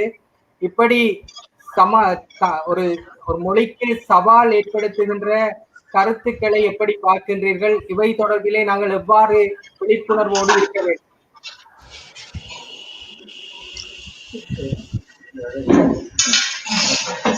அதாவது இப்போ இது ரொம்ப நல்ல கேள்வி. என்ன நடக்குதுன்னா இந்த நேரத்துல Facebookல எல்லாமே வந்து ஒரு ஆய்வுபூர்வமா யாருமே அணுகுறது கிடையாது. அணுகாம என்ன நினைக்கிறாங்கன்னா, ஒரு வரியில ஒரு செய்தியை தெரிஞ்சுக்கிட்டா அது ஒட்டுமொத்த வரலாறையும் தெரிஞ்சுக்கிட்டது போல ஒரு மன திருப்திக்கு வந்துடுறாங்க இப்ப. சமஸ்கிருதம் முந்தியா தமிழ் முந்தியா அப்படின்னு ஒரு கேள்வி கேட்டுட்டாங்கன்னா அவங்க திருப்திக்கு நம்ம வந்து தமிழ் வந்து முந்தி அப்படின்னு சொல்லி முன்னாடி வந்தது அப்படின்னு சொல்லிட்டோம்னா அதோட திருப்தி பட்டுறாங்க. அதுல ஏன் அது முன்னாடி தோன்றுச்சு, அதுக்கான காரணம் என்ன அப்படின்றதுக்கான கேள்விகளுக்கு எல்லாம் அவங்க போற அளவுக்கு அவங்களுக்கு நேரம் இல்லை. ஏன்னா அவங்க கிட்ட கேள்விகள் நிறைய இருக்குது. அதே நேரத்துல அதுக்கான பதில்கள் வந்து கேட்கிற அளவுக்கு ஒரு மனநிலை வந்து அவங்க கிட்ட இல்லை அப்படின்றதுதான் இப்ப இருக்கக்கூடிய ஒரு சூழல். தகவல் வெள்ளம் வந்து Facebookல ரொம்ப எக்கச்சக்கமா இருக்குது.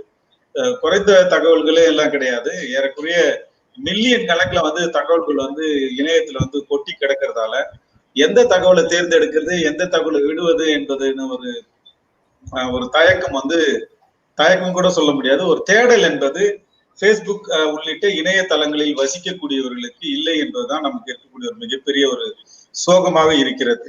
அதனால என்ன நடக்குதுன்னா, இப்போ ஒரு புத்தகங்களை தேடி படிக்கின்ற ஒரு வாய்ப்பு வந்து அவங்களுக்கு ரொம்ப குறைந்து போகுது. எப்போ வந்து ஒரு சமூகத்துக்கு வந்து ஒரு விஷயத்த கத்துக்கணும் அப்படின்ற கேள்வி உருவாகுதோ அப்பதான் வந்து தேடல் தொடங்கும். தேடல் இல்லைன்னா அறிவு வந்து வளர்ச்சி பெறாது என்பது இப்ப இருக்கக்கூடிய இணையவாசிகளுக்கு தெரியல. உடனடியாக வந்து அவங்க வந்து திருப்தி பட்டுக்கிறதுல உடனடி பதில்களை பாஸ்போர்ட் கலாச்சாரத்துல இருக்கிறது, பண்பாட்டுல இருக்கிறதால உடனடி பதில்களிலேயே அவங்க வந்து திருப்தி அடைஞ்சு அதுக்கு மேல அவங்க நகர மாட்டாங்க. இது எங்க போய் முடியும் அப்படின்னு பார்த்தா, இந்த வேகம் இந்த ஒரு வரி பதில்களே போதும் அப்படின்ற நினைக்கிற ஒரு மனநிலை வந்து ஆராய்ச்சியை வந்து ஆய்வுத்துறையை வந்து ஊக்குவிக்காதது. உண்மையிலேயே ஆராய்ச்சி செஞ்சு கடினப்பட்டு வருட கணக்குல ஆண்டு கணக்குல உழைத்து சில தகவல்களையும் சில முடிவுகளையும் கண்டுபிடிக்கக்கூடிய அறிஞர்களுடைய குரல் வந்து இது போன்ற இணையதளங்களில் வந்து பெரும்பாலும் எடுபடாம போறதுக்கான வாய்ப்பு இருக்கு. அதே நேரத்துல வந்து இவர்கள் கேட்கின்ற இந்த பதிலுக்கு வந்து உடனடியா தருகின்றவர்கள் தான் உடனடி அறிஞர்களாக இந்த மக்களிடத்துல போய் அறிமுகமாகறாங்க. இந்த உடனடி அறிஞர்கள் தான் ஒரு சமூகத்திற்கு மிகப்பெரிய தீங்கு விளைவிக்கக்கூடியவர்களாக எப்பொழுதும் இருப்பார்கள். உடனடி அறிஞர்களால வந்து ஒரு சமூகம் வளர்ந்ததா இது வரைக்கும் சரித்திரமே இல்லை. அந்த உடனடி அறிஞர்கள் வந்து அறிஞர்களால அந்த சமூகம் வந்து நிறைய பின்னோக்கி போயிருக்கிறத தான் நம்ம பார்த்திருக்கிறோம். இப்போ வருடக்கணக்குல வந்து ஆய்வு செய்தவர்களுடைய பொருள் எடுபடாம போறதுக்கும் இந்த தகவல் வெள்ளம் வந்து ஒரு மிகப்பெரிய காரணமாகும். இந்த இணையவாசிகள்ல வந்து இது தேடல் குறைவாக இருக்கிறதும் நமக்கு ஒரு மிகப்பெரிய இடையூறாக இருக்குது. இப்போ செம்மொழி இலக்கியம், செம்மொழி பத்தி நம்ம பேசுறோம், தமிழ் செம்மொழி அப்படின்னு சொல்லிட்டு பேசணும்னா இதுக்கு இணையத்துல போய் தேடினா சில பாயிண்ட்ஸ் எல்லாம் அவங்களுக்கு கிடைக்கும். ஆனா தமிழ் செம்மொழி தான் அப்படின்னு சொல்லிட்டு நம்ம தெரிஞ்சுக்கிறோம்னா அறிஞர்களுடைய கருத்துக்களை தான் தேடி போக வேண்டியது இருக்கு. அவங்க எவ்வளவு தூரம் அதுக்குள்ள நுட்பமான விஷயங்களையும் அப்புறம் ஆய்வுபூர்வமான செய்திகளையும் அதே நேரத்துல வந்து உலக அளவில் ஒப்பீடுகளையும் வந்து அறிஞர்கள் மூலமா தான் தெரிஞ்சுக்க முடியுமே தவிர இணையத்துல வந்து அங்கையும் இங்குமாக சிதறி கிடைக்கின்ற விஷயங்களை எல்லாம் வைத்துக்கொண்டு ஒரு முடிவுக்கு வருவது என்பது ரொம்ப ஆபத்தான ஒரு விஷயம். அது வந்து புலம்பெயர்ந்த தமிழர்கிட்ட இப்போ கொஞ்சம் அதிகமாவே இருக்குது. அதை விட தூக்குலா தமிழ்நாட்டுல இப்ப அதிகமா அது ஒரு பண்பாடு இப்ப தொடங்கி இருக்குது. ரொம்ப ஆபத்தான ஒரு பண்பாடா தான் நான் அதை பார்க்கிறேன். நன்றி நன்றி முனைவர் சுபாஷினி அவர்களே. இப்போது இணையத்திலே மேலோட்டமாக பார்த்துவிட்டு கருத்துக்களை தெரிவிப்பது ஒன்று. ஆனால் இன்று தமிழை இணையத்திலே கற்பதற்கு நிறைய பொக்கிஷங்கள், நிறைய இணையதளங்கள் கிடக்கின்றன. ஒரு புதிதாக அன்றைய இருக்கின்ற அறிவை மேம்படுத்திக் கொள்வதற்கு எந்த மாதிரியான இணையதளங்களை நம்முடைய மக்கள் நாட வேண்டும் என்று நீங்கள் பரிந்துரைக்கின்றீர்கள்? அதாவது ஒவ்வொருவருடைய அந்த தமிழ் அறிவு அல்லது எந்த மொழியாக இருந்தாலும் சரி, அந்த மொழி அறிவு சார்ந்த வகையில் பல இணைய பக்கங்கள் அல்லது மென்பொருட்கள் என்பன இருக்கின்றன. தமிழ் கற்றலுக்கு என்று சொல்லும் போது நம்ம வந்து தமிழகத்திலிருந்து இயங்குகிற இந்த தமிழ் வர்ச்சுவல் அகாடமி என்று இருக்கின்றது. அது அரசின் அமைப்பு. அதன் மூலமாகவும் கற்கலாம். மற்றும் தமிழ் அறிஞர்கள் பலர், தமிழ் ஆசிரியர்கள் பலர் உருவாக்கி இருக்கின்ற பல வலைப்பக்கங்கள் இருக்கின்றன. நூல்கள் என்று பார்க்கும் பொழுது இன்றைய காலகட்டத்தில் பல்வேறு நூலகங்கள் உலகளாவிய அளவில் பல்வேறு நூலகங்கள் அவர்களுடைய நூல்களை நமக்கு இலவசமாக வழங்குகின்றன. ஆக பல நூல்கள், அது பிரித்தானிய நூலகமாக இருந்தாலும் சரி, அமெரிக்காவில் இருக்கின்ற பல்வேறு நூலகங்கள் இருக்கின்றன. ஒன்று ஒன்றாக நாம் சொல்லி செல்லலாம். நாம் வந்து உறுப்பியம் பெற்றுக்கொண்டும் அதன் வழியாக நாம் பலன் அடையக்கூடிய வகையில் இருக்கின்றன. இப்பொழுது நாம் பரவலாக அறிந்த ஆய்வாளர்கள் பரவலாக பயன்படுத்துகின்ற archive.org என்று சொல்லப்படுகின்ற அந்த வலைப்பக்கம் ஏராளமான எண்ணற்ற பல நூல்களை அது வந்து தன்னிடம் தன்னுடைய சேகரத்தில் வைத்திருக்கின்றது. அது தவிர்த்து இப்ப இலங்கையிலிருந்து இயங்குகின்ற நூலகம் என்ற அமைப்பு, இப்ப தமிழ் மரபு அறக்கட்டளை, நாங்கள் எங்களது நூல்கள் என்று பார்த்தோம் என்றாலும் ஏராளமான தமிழ் நூல்களை நாங்கள் மின்னாக்கம் செய்து வைத்திருக்கின்றோம். நூலகத்தின் செயல்பாடு என்பது மிகப்பெரிய வகையில் செய்து கொண்டிருக்கிறார்கள். பாராட்ட வேண்டிய ஒரு செயல் அது. ஏராளமான பல்வேறு நூல்கள், உதாரணமாக நான் மலையகத்தை பற்றி அறிந்து கொள்வதற்காக, இலங்கை மலையகத்தை பற்றி அறிந்து கொள்வதற்காக நான் கடந்த 4 ஆண்டுகளுக்கு முன்பு ஒரு ஆய்வை தொடங்கினேன். அப்பொழுது எனக்கு தேவையான பல நூல்கள், அதாவது வரலாற்று விஷயமாக இருந்தாலும் சரி, கூலித்தமிழ் போன்ற அந்த நூல் மிக முக்கியமான பழமையான நூல், அந்த வகையான நூல்களாக இருந்தாலும் சரி, பிறகு இலக்கிய வளர்ச்சி காட்டுகின்ற நூல்களாக அந்த நூல்கள் எல்லாம் எனக்கு அதிலிருந்துதான் நான் தரவிறக்கி கொண்டேன். ஆக இந்த காலகட்டத்தில் இணையம் வழங்குகின்ற சேவை என்பது நூல்கள் தெரிந்து கொள்வது, வாசிப்பதற்கு என்ற வகையில் அது மிக பரவலான ஒரு சேவையாக இருக்கின்றது. ஆனால் எத்தனை பேர் பயன்படுத்துகின்றோம் என்பதுதான் நமக்கு கேள்வியாக இருக்கின்றது. அதாவது புத்தக சந்தை போன்று தமிழகத்தில் நடக்கின்ற பல புத்தக சந்தைகள் எல்லாம் நேரில் சென்று வாங்கக்கூடிய வாய்ப்பு நமக்கு ஒரு சில பேருக்கு தான் கிடைத்தாலும், இணையம் வழி நாம் உலகத்தில் பல்வேறு இடங்களில் அமர்ந்து கொண்டு நூல்களை பெற வேண்டும் என்று முயற்சி செய்யும் பொழுது இந்த வகையான நூல்கள் கிடைக்கின்றன. இது ஒரு வகை. அடுத்ததாக மென்பொருள் வகை. மென்பொருள் வழியாக தமிழ் மொழியை கற்றல், தமிழ் கதைகளை கேட்டல். ஏன்னா இப்ப கதைகளை கேட்கும் போது ஒரு சந்தோஷமா இருக்கும். தெனாலிராமன் கதை அல்லது விக்ரமாதித்தன் கதை அல்லது வந்து பொன்னியின் செல்வன் கதை, இந்த மாதிரியான வரலாற்று விஷயங்கள், இதன் வழியாக மொழியை கற்றல் அப்படிங்கிற வகையிலையும் முயற்சிகள் இருக்கின்றன. இப்ப தமிழ் மரபு அறக்கட்டளை எடுத்துக்கொண்டோம்னா நம்மளுடைய வழிகாட்டுதல தமிழம் அறிவோம் அப்படின்னு ஒரு செயலி ஒன்று கூட வெளியிட்டிருக்கின்றோம். ஆக இந்த செயலின் வழியாக வரலாற்றை தனித்தனியாக திருக்குறள் படித்தல், பிறகு வந்து ஆத்திச்சூடி கற்றல் என்ற வகையில் இந்த மென்பொருள் வழியாகவும் கற்றுக்கொள்ளலாம். அது இந்த வகையான இணைய தொழில்நுட்பம், கணினி தொழில்நுட்பம், இது வந்து அளப்பரிய சாத்தியங்களை நமக்கு கொடுத்திருக்கின்றது. அதை எப்படி நாம் பயன்படுத்திக் கொள்ளலாம் என்று முயற்சி பண்ண வேண்டியது நம் கையில் தான் இருக்கின்றது. நன்றி நன்றி சுபாஷினி அவர்களே. இந்த வேளையிலே இந்த மென்பொருள் தொடர்பாக நீங்கள் குறிப்பிட்டதற்காக இந்த ஸ்ட்ரீம் யார்ட் என்ற இந்த ஆப்பை நான் கொரோனாவுக்கு பின்னர் தான் இதனை பயன்படுத்தி இந்த நிகழ்ச்சிகளை செய்ய தொடங்கிய போது தமிழிலே இதிலே பதிவிட்டால் பெட்டி பெட்டியாகத்தான் காண்பிக்கும். ஆனால் இந்த தமிழ் நிகழ்ச்சியை நாங்கள் செய்வதற்கு 2 தினங்களுக்கு முன்னர் நான் உங்களோடு கதைத்த போது கூட எனக்கு ஒரு சந்தேகம் இருந்தது. இதிலே தமிழிலே நம்முடைய எழுத்துக்களை போட்டால் பெட்டி பெட்டியாக காண்பிக்கும் என்று. ஆனால் ஆச்சரியமாக அவர்கள் கூட இப்போது இதனை அப்டேட் பண்ணி, இப்போது தமிழிலே கூட இதை நாங்கள் பயன்படுத்த கூடியதாக இருக்கின்றது. யூனிகோட் இன்டிகிரேஷன் செய்திருப்பாங்கன்னு நினைக்கிறேன். அதனால உங்களுக்கு அது தமிழ்ல இப்ப வந்திருக்கு. அது ஒரு பெரிய அருமையான ஒரு விஷயம். ஆமா ஆமா. அடுத்ததாக நாங்கள் இப்போது 1 மணித்தியாலத்தை தாண்டி விட்டோம். மிகுந்த நேரம் எடுத்தால் கூட சலித்து விடும். அந்த வேளையிலே வாழ்நாள் பேராசிரியர் சண்முகதாஸ் அவர்களிடம் எதிர்காலத்திற்காக நம்மை தயார்படுத்துகின்ற போது தமிழை, ஒரு மொழி, எத்தனையோ மொழிகள் நம் கண்முன்னேயே அழிந்திருக்கின்றன, எத்தனையோ மொழிகள் பேச்சு வழக்கில் இருந்து இல்லாமல் போய்கொண்டிருக்கின்றன. இப்படியான நேரத்திலே நம்முடைய மொழியை பாதுகாப்பதற்கு நம்முடைய சந்ததியினர் என்ன விடயங்களை இந்த வேளையிலே செய்ய வேண்டும் என்று நீங்கள் பரிந்துரைக்கின்றீர்கள் பேராசிரியர் அவர்களே? மொழி அழிந்துவிடும் என்ற கூற்று இன்று நேற்று அல்ல, பல காலங்களாக நடந்ததுண்டு. தமிழ் மொழி, குறிப்பாக தமிழ் மொழி பல சவால்களை எதிர்கொண்டு வரலாற்றிலே அது வந்து கொண்டிருக்கின்றது. ஒரு காலத்திலே நம்முடைய இலக்கியங்களிலே தமிழ் சொற்களே பயன்படுத்தப்பட்டன.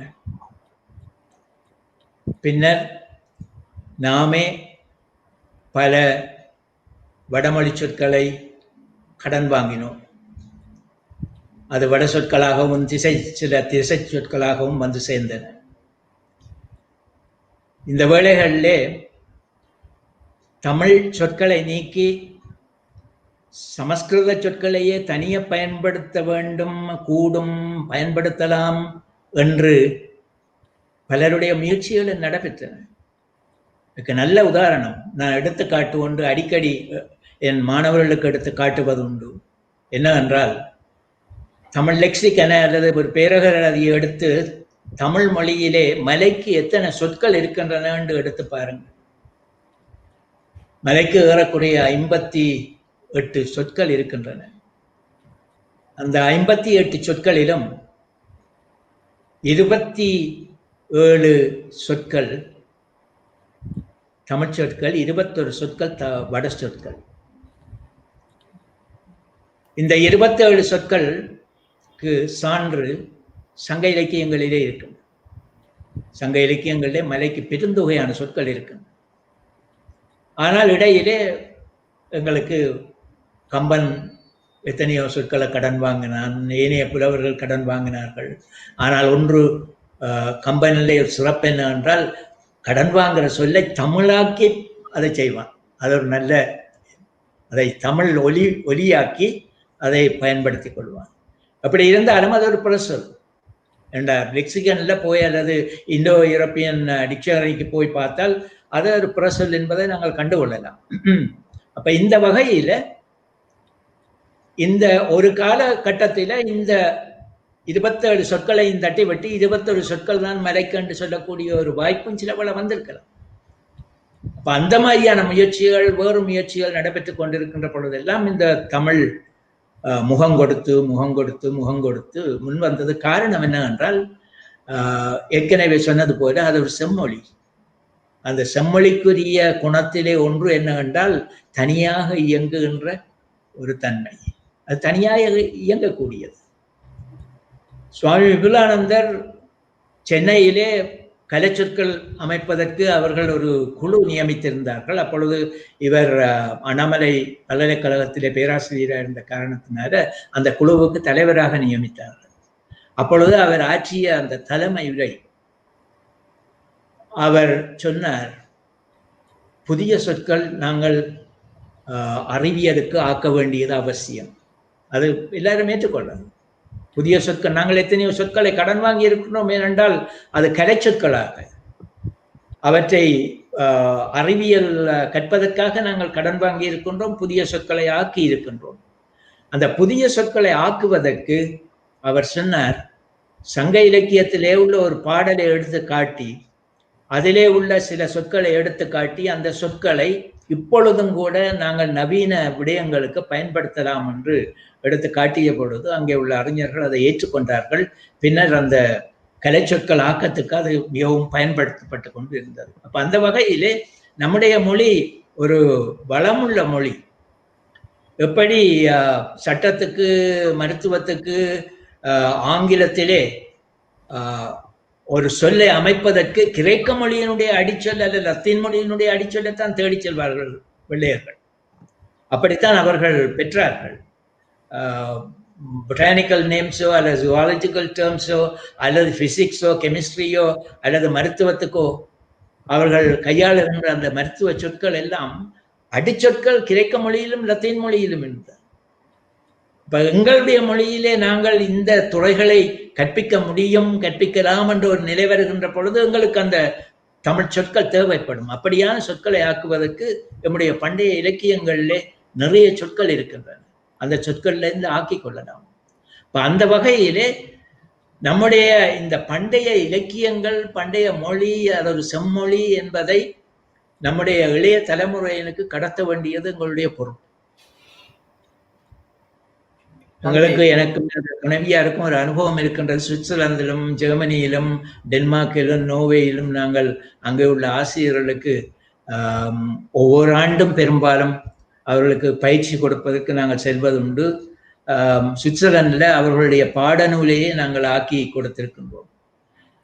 அவற்றையெல்லாம் ஆக்குகின்ற பொழுது அல்லது ஆசிரியர்களை பயிற்சி செய்கின்ற பொழுது எங்களுக்கு பின்னாலே இருக்கின்ற ஒரே ஒரு எண்ணம் ஒன்று இதுதான். என்னவென்றால், நம்முடைய பண்டைய பண்பாட்டினையும் நம்முடைய முதுசத்தையும் இந்த பிள்ளைகளுக்கு எவ்வாறாவது நாங்கள் கொடுத்து விடணும். ஏனென்றால் எதிர்காலம் வருகின்ற காலத்திலே இப்பொழுதெல்லாம் ஆங்கில மொழியிலே எல்லாத்தையும் படிக்கலாம் என்ற ஒரு நிலை இருக்கின்ற அதே வேளையில் தமிழ் மொழியிலே தான் இதையெல்லாம் படிக்க வேண்டும் என்கின்ற ஒரு நிலை வருகின்ற பொழுது என்ன செய்யலாம்? அத்தகைய ஒரு நிலை கட்டாயம் பெற வேண்டும். ஏனென்றால் எங்களுடைய தமிழ் மொழி, தமிழ் இனத்தைச் சேர்ந்தவர் ஒருவர் நோபல் பிரைஸ் பெற வேண்டும் என்றால் அவர் இந்த விஞ்ஞான அறிவியல் துறைகளை எல்லாம் தமிழிலே கற்றால்தான் அதை பெறலாம். தாய்மொழி கல்வி எவனுக்கு நிறைவாக இருக்கின்றதோ அந்த கல்வியை அடிப்படையாக கொண்டு ஏனைய மொழிகள் பலவற்றையும் கற்கலாம். அவற்றினூடாக இந்த அறிவியலை கற்கின்ற பொழுது, அந்த பிற துறைகளை கற்கின்ற பொழுது, ரவீந்திரநாத் தாகூர் ஆங்கிலத்திலே நிறைய கவிதைகள் எழுதியிருந்தார். நோபல் பிரைஸ் அப்பொழுது அவருக்கு கொடுக்கப்படவில்லை. அவர் எப்பொழுது வங்காள மொழியிலே சலித் பாஷா சாது பாஷா என்று அவருடைய மொழியில் இட்ட பண்பு இருந்தது. எங்களுடைய பேச்சு வழக்கு உயர் வழக்கு தாழ் வழக்கு போல. சலித் பாஷா உயர் வழக்கு, சாது பாஷா சாதாரண வழக்கு. அவர் சலித் பாஷாவை விட்டு சாது பாஷாவில எப்ப அவர் கவிதைகள் எழுதினாரோ அந்த கவிதைகள் ஆங்கிலத்திலே மொழிபெயர்க்கப்பட்ட பொழுது அவருக்கு நோபல் பிரைஸ் அவரை தேடி வந்தது. தன்னுடைய தமிழ் மொழியை, தன்னுடைய தாய்மொழியை எவன் அதான் தொடக்க வகுப்பிலே இருந்து பிள்ளைக்கு தமிழ் மொழியை தாய்மொழியிலே, தமிழ் மொழியை அந்த தாய்மொழியிலே அந்த பிள்ளைக்கு அடிப்படை கல்வியை கொடுத்தால் அந்த பிள்ளை எவ்வளவோ மொழிகளை படித்து அறிவியல் விஷயங்களை எல்லாம் கற்பதற்கு அதுக்கு வாய்ப்பு கிடைக்கும் என்று சொல்வார்கள். அதை நாங்கள் மனத்திலே கொள்ளவும் எங்களுடைய அடுத்த தலைமுறைக்கு நாங்கள் இவற்றை கடத்த வேண்டிய ஒரு தேவை இருக்கின்றது. ஏனென்றால் நாங்கள் பிற மொழிகளிலே நம்பிக்கொண்டு எல்லா அலுவல்களையும் நீண்ட காலத்துக்கு பார்க்க வேண்டும் அல்லது பார்க்கலாம் என்று இருக்கக்கூடாது. நம்முடைய மொழியூடாகவும் இவற்றை செய்ய வேண்டிய தேவை ஒரு காலகட்டத்தில் ஏறக்குறைய எங்களை பொறுத்தவரையில், இலங்கையை பொறுத்தவரையில் நாங்கள் ஏறக்குறைய 300 ஆண்டுகளுக்கு மேலத்தேயருடைய ஆட்சிக்கு கீழே இருந்த நாங்கள் தவிர்க்க முடியாது. போர்த்துகேய மொழி, டச்சு மொழி, ஆங்கில மொழி, பிரெஞ்சு மொழி இவற்றின் ஊடாக இந்தியாவை பொறுத்தவரையிலே அது பெரிய நாடு. தமிழ்நாட்டை பெரியவரை பரந்த இடம். அவர்களுக்கு இந்த இதனுடைய செல்வாக்கு பெரிதாக இருக்காது. கடற்கரை ஓரத்தில் இருந்தவர்களுக்கு மாத்திரம் இருந்திருக்கும். ஆனா எங்களது சின்ன இடம். ஆகவே எங்களிலே அந்த செல்வாக்கு வந்தபடியால் எல்லாவற்றுக்கும் ஆங்கிலத்திலேயே பேசுகின்றதும் ஆங்கில மொழியை நம்பி இருக்கின்ற இப்பொழுது சாதாரண ஒரு அது தமிழ்நாட்டிலும் இல்லையன்னு நான் சொல்லவில்லை. எங்களை பொறுத்தவரையிலே ஆங்கில மொழியை பயன்படுத்து இது தேவையா? ஆங்கில மொழியிலே தான் நாங்கள் முழு பாடங்களையும் கற்க வேண்டுமா? அப்படி இங்கே இல்லை எங்களுக்கு. ஆனா அப்படி ஆங்கில மொழியிலே தான் பேச வேண்டுமா? இப்படியான விஷயங்களை எல்லாம் இந்த கல்வி என்று வருகின்ற பொழுது நாம் எண்ண வேண்டிய தேவை இருக்கின்றது. சுபாஷினி கூறியது போல அவர் பிற புலம்பெயர் நாடுகளிலே பிள்ளைகளுக்கு இந்த கல்வியை நாங்கள் ஊட்டுகின்ற பொழுது சில விடயங்களை அவர்களுக்கு கடத்த வேண்டும் என்கின்ற அந்த விடயத்தை நான் சொல்ல வேணும் என்றதை நீங்கள் கேட்டபடியா சொல்லுகின்ற வாய்ப்பு கிடைத்தது. நன்றி பேராசிரியர் அவர்களே. அடுத்த கேள்வியை கௌதம சன்னா அவர்களிடம் இந்த கேள்வி. தமிழ் தேசியம், திராவிடம், தமிழக மக்கள் தற்காலத்தில் எதனை தெரிவு செய்ய வேண்டும் தாய் தமிழின் வளர்ச்சிக்கு?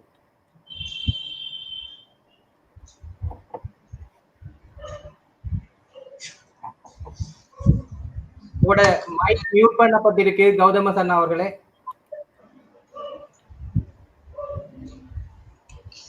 இந்த கேள்வி நீங்க கேட்கிற கேள்வியா வேற ஒருவர் கேட்கிறார்? என்னுடைய கேள்வி அல்ல.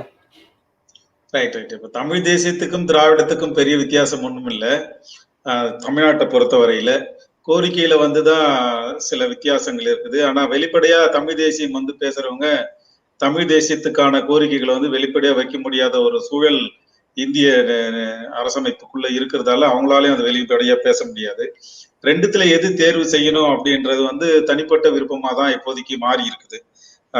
தமிழ் தேசியம் பேசுறவங்க திராவிடம் பேசுறவங்களை எதிர்க்கிறதும், திராவிடம் பேசுபவர்கள் தமிழ் தேசியத்தை எதிர்க்கிறதும் ஒரு போக்கா இன்றைக்கு மாறி இருக்குது. அது என்னை பொறுத்த வரைக்கும் அது சரியில்லைன்னு நான் நினைக்கிறேன்.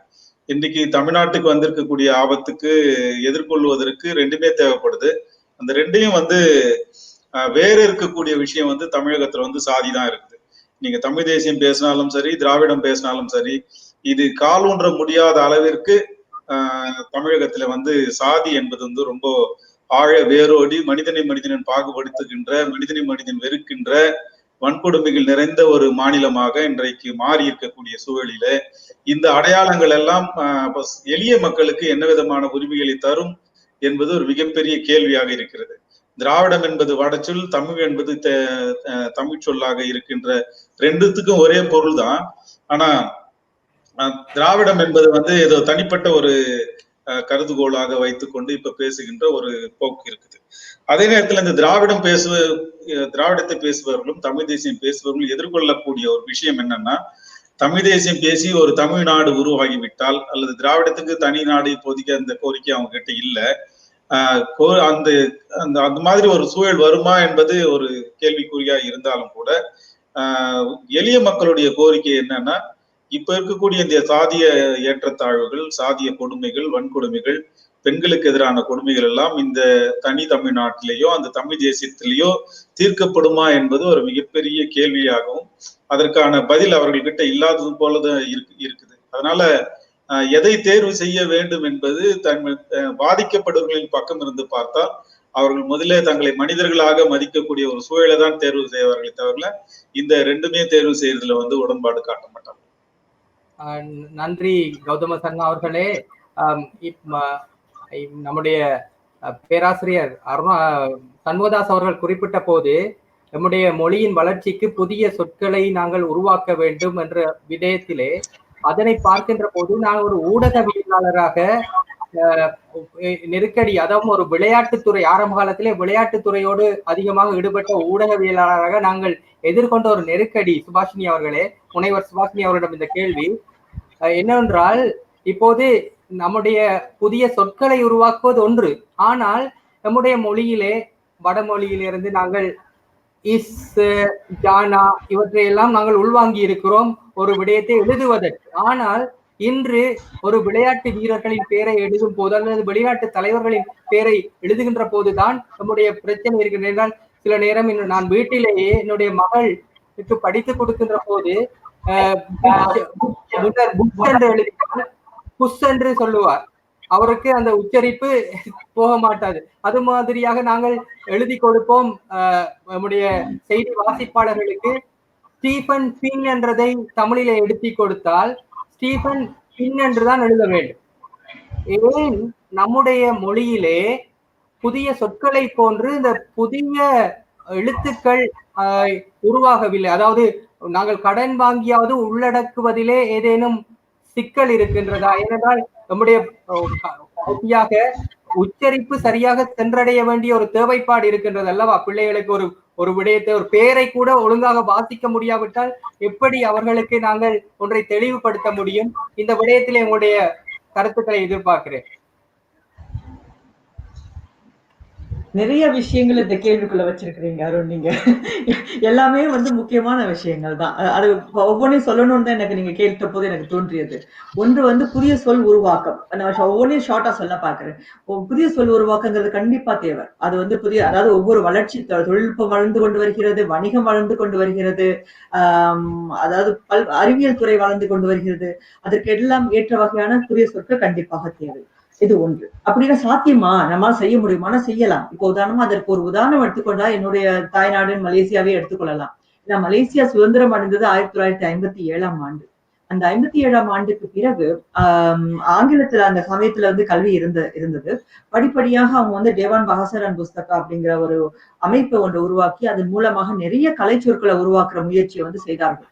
நான் பள்ளிக்கூடத்துல படிக்க ஆரம்பிச்ச சமயத்துல எல்லாம் எங்களுக்கு மேகசின் அப்படின்னு வரும்பொழுது அதுல புதிய உருவாக்கப்பட்ட சொற்களை பற்றி அறிமுகங்கள்லாம் அதன் வழியாக கொடுக்கப்படும். அந்த வகையில புதிய மலாய் சொற்களை, அது ஆங்கிலத்தின் கலவையாக இருந்தாலும் சரி, ஏதோ ஒரு வகையில புதிய சொற்கள் உருவாக்குற சூழல், அதை பயன்படுத்தி கொண்டு படித்து என்னுடைய உயர்கல்வி கூட அந்த மலாய் மொழியிலே படிக்கக்கூடிய ஒரு நிலைமை எனக்கு இருந்தது. இது ஒன்றாக சொல்கின்றேன். ஆக தமிழில் புதிய கலை சொற்கள் வர வேண்டும் அப்படிங்கறது நான் உறுதியாக சொல்கின்றேன்.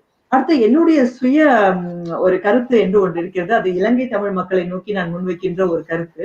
அதை நீங்க எப்படி எடுத்துக்கொள்வீர்கள் என்று எனக்கு தெரியல. அதாவது தமிழ் மொழியில அதிகமாக வாசிக்க தொடங்கிய பின்னர் பிறகு அண்மைய காலமாக நான் இலங்கைக்கு ஒரு 3 முறை பயணித்து தற்சமயம் சென்றிருக்கின்றேன். அப்படி பார்க்கும் பொழுது எனக்கு வந்து குறிப்பாக யாழ்ப்பாணம் பகுதியில் அங்கதான் நான் அதிகமாக இருந்திருக்கிறேன். யாழ்ப்பாண பகுதியில எல்லாம் இருக்கும்போது என்னுடைய கவனம் அப்படின்னு பார்க்கும்போது அதிகமான சமஸ்கிருத சொற்கள் அங்கே இயல்பாக இருப்பதை நான் பார்க்கின்றேன். ரொம்ப சர்வசாதாரணமாக பல இடங்கள் இருப்பதை பார்க்கின்றேன். இப்பொழுது திடீர்னு எனக்கு அந்த லிஸ்ட் சொல்ல முடியல. ஆனாலும் ஒரு சில உதாரணமாக சொல்வதென்றால் சிரேஷ்ட பேராசிரியர் அப்படிங்கிற ஒரு வார்த்தை. அப்ப சிரேஷ்ட அப்படிங்கிறது அது ஒரு இப்ப தமிழ்நாட்டுல இல்ல. கலாநிதி அப்படிங்கிற ஒரு வார்த்தை. தமிழ்நாட்டுல நம்ம முனைவர் அப்படிங்கிற பழக்கத்துக்கு வந்தாச்சு. ஆக நான் என்ன நினைத்தேன்னா அது உண்மையோ தவறாவும் இருக்கலாம், எனக்கு தெரியல. இது என்னுடைய சிந்தனை தான். எப்படின்னா கடந்த சில 50-60 ஆண்டுகளாக போரின் சூழலில் மனிதர்களுடைய நம்முடைய தமிழ் மக்களுடைய சிந்தனை அனைத்துமே வந்து அந்த வாழ்வாதாரம் என்று இருந்த காலகட்டத்தில் இந்தியாவில் தமிழகத்தில் நடந்த ஒரு சீர்திருத்தம் மொழி பாதுகாப்பு அப்படிங்கிறது, அதாவது மணிப்பிரவாள் நடையிலிருந்து குறைஞ்சு சுத்த தமிழுக்கு வந்த தூய தமிழுக்கு வந்த அந்த நிலைப்பாடுங்கிறது இங்க வந்து இலங்கையில வந்து அது குறிப்பா யாழ்ப்பாணத்துல நடக்காமல் போய்விட்டதோ அப்படிங்கிற ஒரு சிந்தனை கேள்வி எனக்குள்ள இருக்கு. ஆக இதை வந்து நான் இந்த வேளையில வந்து நிச்சயமா உங்களுக்கு நிறைய வியூவர்ஸ் இருப்பாங்க, இதை நிச்சயமாக முன்வைக்கணும்னு நான் விரும்புறேன். அதாவது தூய தமிழ் தெரியாமலே பயன்படுத்துறது தான் இது. அதாவது தெரிந்து இல்ல, தெரியாமலே நாம் வந்து பயன்படுத்துகிற சொற்கள் இது தமிழ் சொற்கள் தானா என்பது தெரியாமலே இருக்கின்ற சூழலை பார்க்கின்றோம். அந்த வகையில் நான் தமிழக நண்பர்களிடம் பேசிக் கொண்டிருக்கும் போது தமிழக அரசு வெளியிட்டிருக்கின்ற பல நூல்கள் இருக்கின்றன, இந்த தமிழ் சொற்கள் உள்ள நூல்கள் இருக்கின்றன. அவற்றை இலங்கையில் உள்ள அமைப்புகள் பல்கலைக்கழகங்கள் பயன்படுத்தலாம், பள்ளிக்கூடங்கள் பயன்படுத்தலாம் என்பது என்னுடைய ஒரு ஆலோசனை. அது வந்து ஒரு கருத்து என்று நீங்கள் வைத்துக் கொள்ளலாம். இது ஒன்று. ஆக இந்த மாற்றம் கண்டிப்பாக தேவை. இல்லை என்றால் நாம் வந்து 200 ஆண்டுகளுக்கு முன்பு நாம் வாசித்த ஒரு வகையிலேயே நாம் தொடர்ச்சியாக இன்னும் தமிழ் மொழியை வாசித்துக் கொண்டிருப்போம் என்று எனக்கு தோன்றுகிறது. ஆனால் முதலில் ஐயா அவர்கள் சண்முகதாஸ் ஐயா பேசிய பொழுது பார்த்தேன், ரொம்ப கவனிச்சேன். அவருடைய சொல் பயன்பாடில் அதிக தூய தமிழ் இருந்தது. அதை நான் கவனித்துக் கொண்டே இருந்தேன். அவருடைய தமிழ் பேராசிரியர் வேறு, தமிழ் துறை பேராசிரியர், நல்ல தமிழ் நிறைய அதிகமான தமிழ் சொற்கள் தான் அவர் பயன்படுத்தி இருந்தார். ஆனால் பொதுவாக நான் சாலையில் போன பொழுது மக்களிடம் பேசும் பொழுதெல்லாம் அதிகமான சமஸ்கிருதம் கலந்த இயல்பான தமிழ் பேச்சுக்களை நான் அங்கே பார்த்தேன். அடுத்ததாக பெயர்களை பத்தி சொன்னீங்க, குழந்தைகளுக்கு வைக்கின்ற பெயர்கள் என்று பார்க்கும் பொழுது இங்கே இப்போ பொதுவாகவே பார்த்தோம்னா ஐரோப்பாவில் ஐரோப்பிய மக்கள் தமிழ் மக்கள் பார்க்கும் பொழுது பொருள் இல்லாத ஷா ஷி என்ற எழுத்துக்கள் மட்டும் இருந்தால் போதும் அது ஒரு பெயர் என்ற வகையில் ஒரு நிலைப்பாடு இருக்கின்றது. அதுக்கு பல பெயர்கள் என்னால் அதை நினைத்து கூட பார்க்க முடியாது. உதாரணமா கல்யாணின்னு ஒரு பெயர் இருக்கலாம், இல்லாட்டி தமிழ்ச்செல்வின்னு ஒரு பெயர் இருக்கலாம், மாதவின்னு ஒரு பெயர் இருக்கலாம், இதெல்லாம் நமக்கு ஞாபகம் வரும்.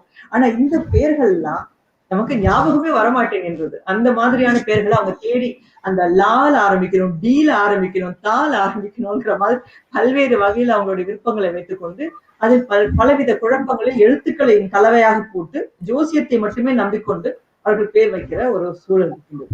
இதற்காக நம்ம புது எழுத்தை உருவாக்கணுமா அப்படிங்கிற கேள்வி ஒன்று வருது.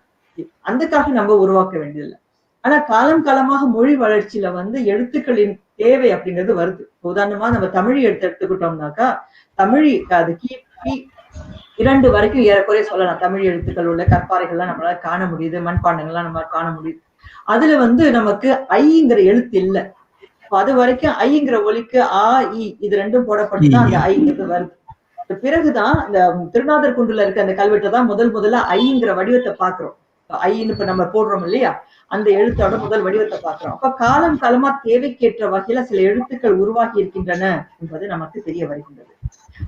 ஆனால் இன்னொன்று இருக்கு. அதாவது சமஸ்கிருதம் போல நம்ம வந்து இந்த வர்க்க எழுத்துக்களை உருவாக்கணுமா அப்படின்னு பார்த்தோம்னா என்னை பொறுத்த வரைக்கும் கேட்டீங்கன்னா அது தேவையில்லைன்னு நான் சொல்லுவேன். ஏன்னா காவில வந்து 4 வகையான காவோ, தாள 4 வகையான தாவோ, பால 4 வகையான பாவோ, சால இந்த மாதிரியான தேவையா அப்படின்னா என்னை பொறுத்த வரைக்கும் அது தேவையில்லை அப்படின்னு நினைப்பேன். ஏன்னா தமிழ் மொழியானது அது வந்து அந்த சொற்களுக்கு ஏற்ற வகையில் அந்த இலக்கணம் வந்து அந்த வகையில அமைந்திருக்கிறதுனால இந்த எல்லா விதமான ஒலிகளையும் அது உள்வாங்கிக் கொண்டே அந்த மொழி வந்து தன்னை நிலை பெற்றுக் கொள்ளக்கூடிய ஒரு திறன் வாய்ந்த ஒரு மொழியாகவே மொழி இருக்கின்றது அப்படிங்கிறதையும் நம்ம பார்க்கிறோம். ஆக இந்த கேள்வி அடிக்கடி பலருக்கு எழலாம். சால எத்தனை சா இருக்கு, அப்ப வெவ்வேறு வகையில இருக்கின்றது. அந்த மாதிரி மொழிகளுக்கு எல்லாம் உருவாக்கணுமா அப்படின்னு எத்தனைக்கு நம்ம உருவாக்க முடியும்? ஆனா இந்த மொழியோட தன்மையை நாம் பார்க்கும் பொழுது தமிழின் தொன்மை, தமிழுடைய அந்த சிறப்பு அப்படிங்கிறதே இது வந்து இந்த அதாவது வடமொழிக்கு முதல்லயே உருவான ஒரு மொழி, திறனாக அது வந்து செப்பனிடப்பட்ட ஒரு மொழியாக இருந்த ஒரு மொழி அப்படிங்கிறதுனால இது பல ஒலிகளையும் அது வந்து அதோட ஒலிக்கேற்ற வகையில அந்த அடுத்து வருகின்ற எழுத்துக்கேற்ற வகையில ஒலிக்கக்கூடிய பண்பினை கொண்ட ஒரு மொழியாக இது இருக்கின்றது என்ற வகையினால் இது தேவையில்லை என்பது என்னுடைய தனிப்பட்ட கருத்து. இது கொஞ்சம் ஆழமாக விவரிக்க வேண்டிய ஒன்றுதான் என்றாலும் என்னுடைய இப்போதைய கருத்து என்று சொல்ல போனால் நான் இப்படித்தான் நான் சொல்லுவேன். ஆக இந்த மாதிரி பல்வேறு வகையிலும் இந்த மொழி வளர்ச்சியை அப்படிங்கிற வகையில நாம முன்னெடுத்து கொண்டு செல்லலாம். அதில் மிக முக்கியமாக நமக்கு தேவையானது என்னவென்றால் புதிய கலைச்சொற்களை உருவாக்க வேண்டும் என்பதுதான். அது ஒரு கன்சாலிடேட்டட் வேல இருக்கணும். அதாவது ஒவ்வொரு தனிநபரும் அந்த சொற்களை உருவாக்கி கொண்டு அதற்காக போராடி கொண்டிருக்க கூடாது. அதை விட்டு அது ஒரு கன்சாலிடேட்டட் வே, ஒரு சென்டர், ஒரு அமைப்பு என்பதை உருவாக்கி அது ஆராயப்பட்டு இது சரியான வகையில் அது பிரதிநிதிக்கின்றதா அந்த கருத்துக்களை என்ற வகையில் ஆராயப்பட்டு அவை வெளியிடப்பட வேண்டும். அவை வெளியிடப்பட்டு அவர் பயன்பாட்டுள்ள ஊடகங்கள்ல பயன்பாட்டிற்கு வர வேண்டும். அந்த முயற்சிகளையும் மேற்கொள்ள வேண்டும். நன்றி நன்றி. இந்த வேளையிலே கிட்டத்தட்ட நாங்கள் 1 மணித்தியாலமும் 30 நிமிடங்களையும் நெருங்கி இருக்கின்றோம். மீண்டும் இன்னும் இழுத்து கொண்டு சென்றால் பலருக்கும் சலிப்படைந்து விடுவார்கள். எனவே இறுதியாக ஒவ்வொருவருக்கும் ஒரு 2-3 நிமிடங்களை எடுத்துக்கொள்ளுங்கள். இந்த வேளையிலே தமிழை பாதுகாப்பதற்கு நமக்கு இருக்கின்ற பொறுப்பு என்ன என்ற விடயத்தை நாங்கள் ஒரு சாராம்சமாக ரத்திர சுருக்கமாக கூறினால் நன்றாக இருக்கும். முதலிலே வாழ்நாள் பேராசிரியர் சண்முகதாஸ் அவர்களை நாங்கள் அவருடைய கருத்துக்களை கேட்போம். சுபாஷினி அவர்கள் கூறிய 2 விடயங்கள் நான் நினைக்கின்றேன். அதை மீண்டும் நான் ஒரு கூறினால் நல்லது. யாழ்ப்பாணத்தில் உள்ள மொழி பயன்பாட்டு நிலையை பற்றி அவர் கூறினார். அது உண்மை. காரணம் என்னவென்றால், எங்களுக்கு ஒரு காலத்திலே ஆங்கிலத்தை பயன்படுத்தினால் அது ஒரு ஃபேஷன் என்று சொல்லுவார். அவர் ஒரு உயர்ந்தவர் என்று மதிக்கப்படுவார். இதற்கு முன்னர் சமஸ்கிருத மொழியை பயன்படுத்தினால் அவர் உயர்ந்தவர் என்று பயன்படுத்தும். இப்படி எங்களுடைய மொழிக்கு பிரச்சனை நீண்ட காலமாக இருந்து கொண்டு வருகின்றது. தமிழ்நாட்டில் கமலாம்பாள் சரித்திரம் எழுதிய அவர் நாவலாசிரியர் ஒரு தமிழாசிரியரை படைத்து அவர் பேசுகின்ற தமிழை பற்றியும் அதை பற்றி தாழ்வாக என்ன மாதிரி மற்றவர்கள் மதிக்கின்றார்கள் என்றெல்லாம் அவர் அந்த நூலில் எழுதியிருக்கின்றார். ஆனால் அதே நேரத்தில் அங்கே இருக்கின்ற ஒரு நிலைப்பாட்டை அவர் கண்டிக்கவில்லை, நகைச்சுவையாக சொல்லுகின்றார். ஆடு மேய்க்கிற பையன் வெளியே போய் அங்க அந்த ஊர்ல இருக்கிற ஒரு பொம்பளை, அவன் நல்லா சமஸ்கிருத மொழியிலேயே எல்லாம் கதைப்பான், சமஸ்கிருத சொற்களை எல்லாம். அப்ப அதுகளையெல்லாம் இந்த பையன் நாளாந்தம் கேட்டுட்டு வந்து தாயிட்ட அந்த உடுப்புகளை அவர்கள் துவைத்து காய போட்டிருந்தார்கள். அந்த உடுப்புகளை நேரத்துக்கு எடுத்து விட வேண்டும் என்று தாயிடம் அவன் சொல்லுகின்றான். இந்த உடுப்புகளை சாப்பிடுவதற்கு ஆட்டுக்குட்டிகள் வரும், அந்த ஆட்டுக்குட்டிகளை ஓட்டி விடுங்கள் என்று சொல்வதற்கு ஆஷ்ட குஷ்டி ஓஷ்டு ஓஷ்டு என்று சொன்னான். ஆஷ்ட குஷ்டி ஓஷ்டு ஓஷ்டு என்று. ஏன்னா அவனுக்கு அந்த சமஸ்கிருத ஒலிகள் தான் கேட்டது. அவன் ஆடு நிற்கிற பையன். இப்படியான ஒரு நிலைகளை நாவலாசிரியர்களே கண்டு எழுதியிருந்தார்கள். அடுத்த கட்டத்தில் ஆங்கிலம். அந்த ஆங்கிலத்தை வைத்துக்கொண்டு அதிலே அரை ஆங்கிலம் கதைக்கிறதும் ஆங்கிலத்தையும் தமிழையும் சேர்த்து கதைக்கிறது, இப்படி பல இப்பொழுதெல்லாம் எல்லா இடமும் அது நடைபெறுகின்றது. எங்களுக்கு இன்னொரு பிரச்சனை இருந்தது என்னவென்றால், ஆறுமுகநாவலர் அவர்கள் சமயத்தை இங்கே நிலைநாட்ட வேண்டும் என்றால் ஒரு பெரிய பிரச்சனையாக இருந்தது. பிற நாட்டவர்கள் எங்களை இலங்கையை கைப்பற்றி ஆண்டு கொண்டிருந்த காலத்திலே போர்த்துகேயர், டச்சுக்காரர், ஆங்கிலேயர் இவர்கள் எல்லாம் வந்த பொழுது, பிற சமயங்கள் இருந்த பொழுது, இந்த சமயங்களிலிருந்து சைவ சமயத்தை காப்பாற்ற வேண்டும் என்பதற்காக அவர் மொழியிலே அவ்வளவு பெரிய கவனம் செலுத்தவில்லை. அவர் ஒரு இலக்கண நூலும் எழுதி இருக்கின்றார். ஆனால் சமய நூலை கவனிப்பதற்காக வேதங்கள், உபனிஷதங்கள் இவற்றிலே வழிவந்த ஒரு நிலையிலே நிறைய வட சொற்களை பயன்படுத்தியது. அவர் சொன்னது சரி, நாங்கள் மகிழ்வாக இருக்கிறேன், களிப்பாக இருக்கிறேன் என்று சொல்லுவதை விட சந்தோஷமாக இருக்கிறேன் என்று சொல்வதுதான் இங்கே இருப்பவர்களுக்கு மிக தெளிவாக விளங்கக்கூடியதா இருக்கின்றது போல இருக்கின்றது. இப்ப அந்த வகையிலே பல வடமொழி சொற்களை இங்கே பயன்படுத்துகின்றார்கள். அது அது ஒரு வகையிலே நாங்கள் நீக்கப்பட வேண்டிய ஒரு விடயம். அதற்காகத்தான் தூய தமிழ் சொற்களை, இருக்கின்ற தமிழ் சொற்களை பயன்படுத்துவது. அதை நாங்கள் எங்களுடைய பிள்ளைகளுக்கு கடத்தினால்தான் வரும் காலத்திலே நாங்கள் அதை இனி இருக்கின்ற வளர்ந்தவர்களிடம் நாங்கள் இதை சொல்லி திருத்த முடியாது. எங்களுடைய இளைய சமூகத்திலே இந்த தமிழ் சொற்களை, அதாவது எங்களுடைய சொற்கள், அதை எங்களுடைய பிள்ளைகளுக்கு படிப்பதிலே எந்த தவறும் இல்லை. அதுக்கு பதிலாக இன்னொரு மொழி சொல்லை நாங்கள் ஏன் படிப்பிக்க வேண்டிய தேவை என்றது. எங்களுடைய சொல்லொன்று இருக்கின்றது, அந்த சொல்லுக்கு பதிலாக ஏன் இன்னொரு மொழி சொல்லை பயன்படுத்த வேண்டும்?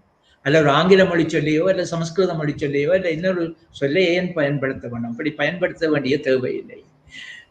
அதற்காகத்தான் இந்த தனித்தமிழ் சொற்களை பயன்படுத்த. பெயர்கள், சுவிட்சர்லாந்திலே இப்பொழுது அவர்கள் நாங்கள் ஏறக்குறைய 3000 சொற்கள் நாங்கள் தமிழ் சொற்கள், தமிழ் பெயர்கள் தயாரித்தது கூட என்பது வடமொழி சொல். அதனை நாங்கள் ஏற்பாடு செய்து அவற்றை அமைத்து அவர்கள் அதை அங்கே வெளியிட்டு எல்லாருக்கும் மாணவர்களுக்கு கொடுத்து கொண்டிருக்கிறார்கள், பெற்றோர்களுக்கு கொடுத்து கொண்டிருக்கிறார்கள்.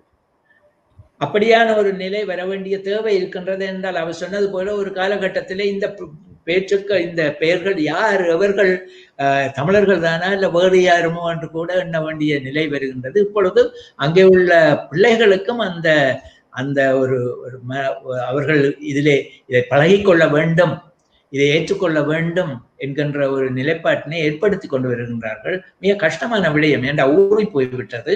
ஆனால் செய்ய வேண்டிய ஒரு தேவை இருக்கின்றது. என்றால் எங்களுக்கு கொண்டு ஒரு மொழி இருக்கின்றது, அந்த மொழியை நாங்கள் பயன்படுத்தலாம். அந்த மொழியில வளம் இருக்கின்றது, சொல்வளம் இருக்கின்றது, எல்லாம் இருக்கின்றது.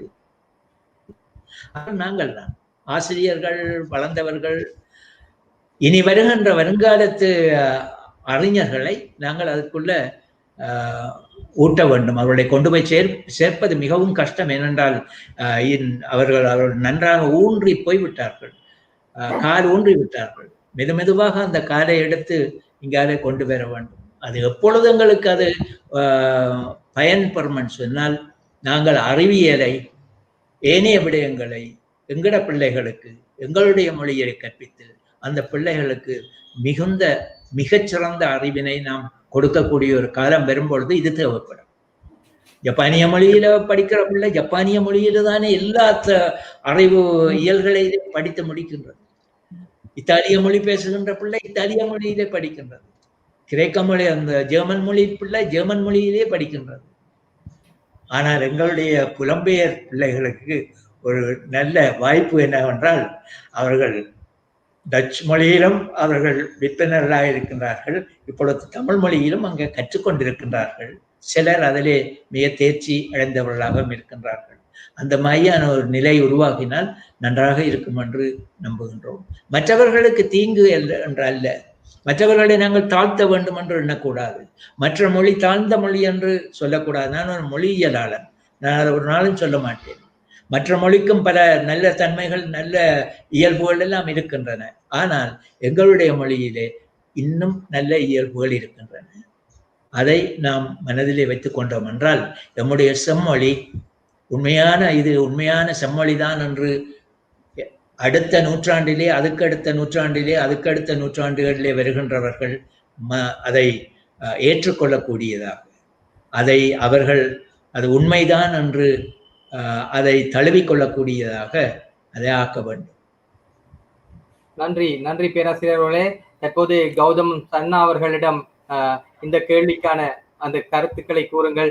எதிர்காலத்துக்கு நம்முடைய மொழியை அமைப்பதென்றால் தயார்படுத்துவதும் இப்போது சமஸ்கிருதம் என்று கூறி, அதாவது வடமொழி என்று கூறினீர்கள் அல்லவா? அப்படி என்றால் நாங்கள் என்ன செய்ய வேண்டும்? மைக்கை மியூட் பண்ணி வைத்திருக்கிறீர்கள்.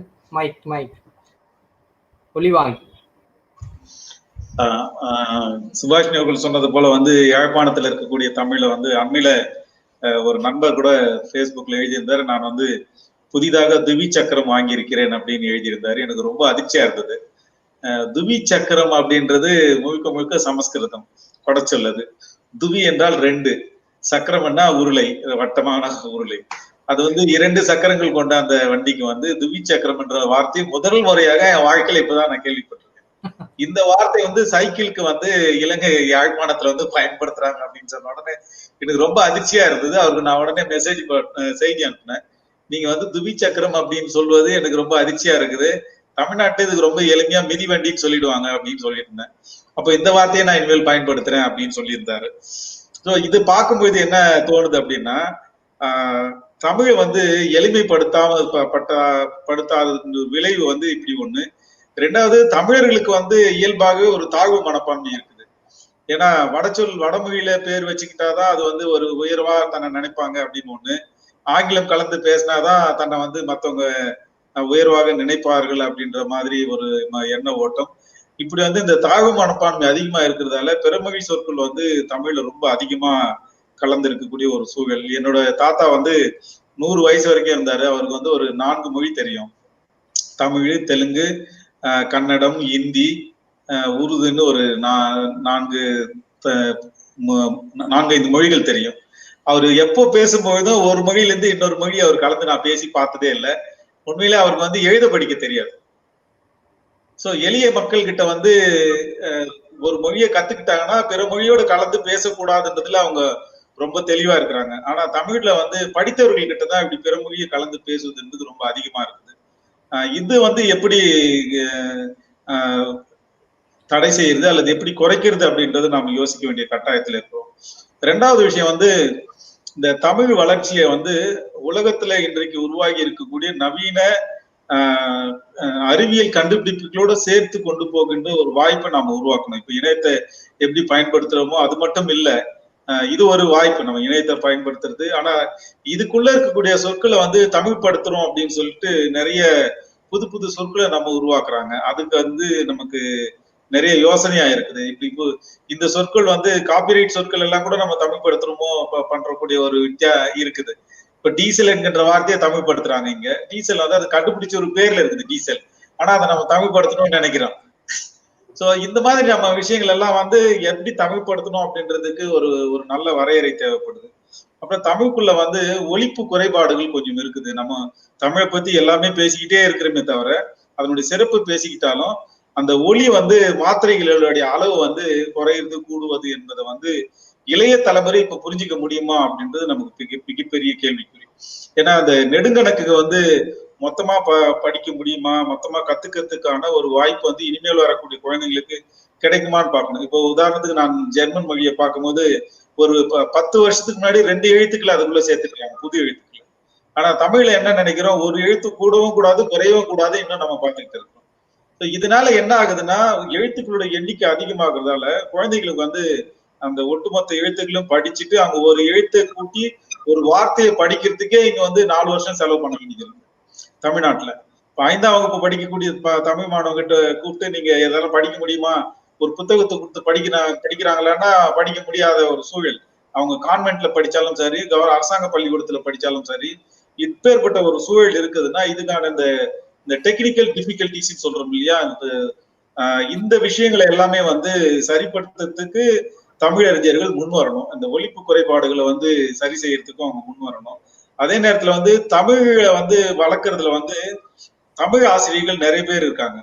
ஆனா இன்றைக்கு இருக்கக்கூடிய தமிழ் ஆசிரியர்கள் என்ன நினைக்கிறாங்கன்னா, அவங்க வந்து அந்த புதுசா உருவாக்கப்படுகின்ற தொழில்நுட்பங்களை வந்து கையாளுவதில் வந்து அவங்களுக்கு போதிய திறன் இல்லை அப்படின்றது ஒரு பெரிய குறைபாடா இருக்குது. பல தமிழ் பேராசிரியர்கள் நீங்க கேட்டா தமிழ்நாட்டுல பெருமையா சொல்லுவாங்க, எனக்கு பேஸ்புக் இல்லை அப்படின்னு சொல்லுவாங்க. என்னால வந்து டச் ஸ்கிரீன் போனை யூஸ் பண்ண முடியாது, ஏன்னா அது தேவையில்லை அப்படின்னு சொல்லிட்டு சின்ன கையடக்கமான ஒரு பழைய மோனோசெல் போன் அப்படின்னு சொல்லிட்டு அதை பயன்படுத்துறது அவங்க பெருமையா சொல்லிப்பாங்க.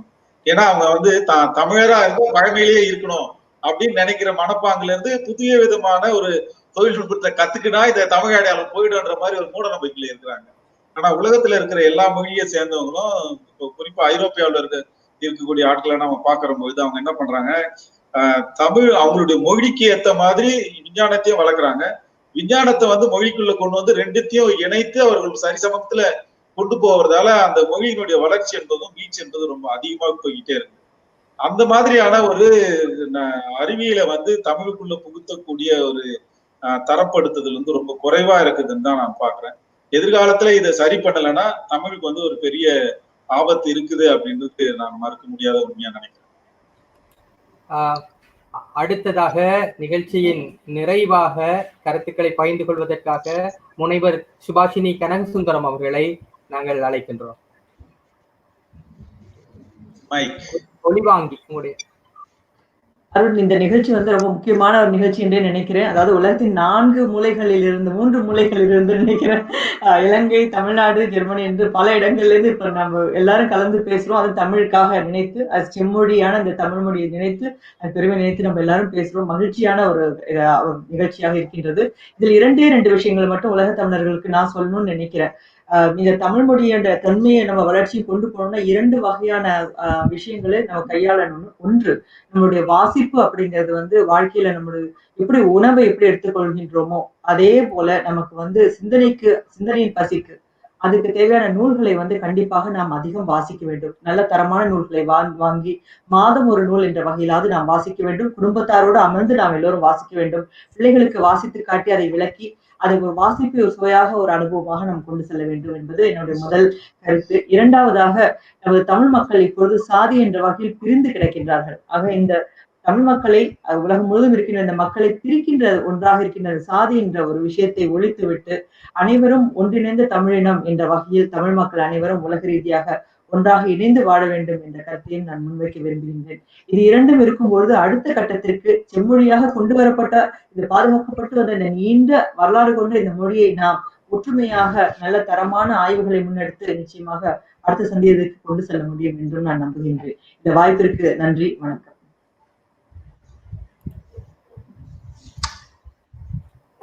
நம்முடைய இந்த சிறப்பு கருத்து பகிர்விலே இணைந்து கொண்டமைக்காக உலகிலே ஜெர்மனியிலே நீங்கள் இருந்தாலும் கூட இன்று உலகத்தில் பல இடங்களிலே சொற்பொழிவுகளிலே உங்களை பார்க்கக்கூடியதாக இருக்கின்றது இணைய பரப்பிலே. அது போன்று கௌதம் சன்னா அவர்களும் பல வேலைகளிலே மிகவும் வேலைப்பழுவோடு இருக்கிறீர்கள். பேராசிரியர் அருணாச்சலம் சண்முகதாஸ் அவர்கள் இப்போது கூட மிகுந்த தமிழை பரப்புவதிலும் தமிழை வளர்ப்பதிலும் ஆர்வமாக செயற்பட்டு கொண்டிருக்கின்றீர்கள். இவ்வளவு நேரம், அதாவது 1 மணித்தியாலமும் 44 நிமிடங்களும் போது ஆகிக் கொண்டிருக்கின்ற இந்த வேளையிலே நம்மோடு இணைந்து இவ்வளவு நேரம் தமிழை பரப்ப வேண்டும், தமிழை அடுத்த சந்ததிக்கு எடுத்து செல்ல வேண்டும் என்ற அந்த எண்ணப்பாட்டிலே நீங்கள் நம்மோடு இணைந்து கொண்டதற்கு மிக்க நன்றிகள். குளோப் தமிழ் பார்த்து கொண்டிருக்கின்ற உங்களிடம் ஒரு தாழ்மையான வேண்டுகோள். இன்று காலை வேளையிலே நான் இலங்கையை பொறுத்தவரையில ஒரு முக்கியமான ஒரு நேர்காணலை கண்டிருந்தேன். இலங்கைக்காக முதன்முறையாக தங்கப்பதக்கத்தை வென்று கொடுத்த ஒரு தமிழரை நான் இன்று நேர்காணல் செய்திருந்தேன். அவருடைய வாழ்க்கை பயணத்தை மிகவும் அற்புதமாக கூறியிருந்தார். அது போன்ற பல பயனுள்ள நிகழ்ச்சிகளை நம்முடைய குளோப் தமிழ் யூடியூப் தளத்திலே நாங்கள் ஆவணப்படுத்தி இருக்கின்றோம். எனவே அனைவரும் அதனை பார்வையிடுமாறு தாழ்மையோடு வேண்டிக் கொண்டு நிகழ்ச்சியில் இணைந்து கொண்ட அனைவருக்கு மீண்டுமாக என்னுடைய இதயபூர்வமான நன்றிகளை தெரிவித்துக் கொள்கிறேன். நன்றி, வணக்கம். வணக்கம்.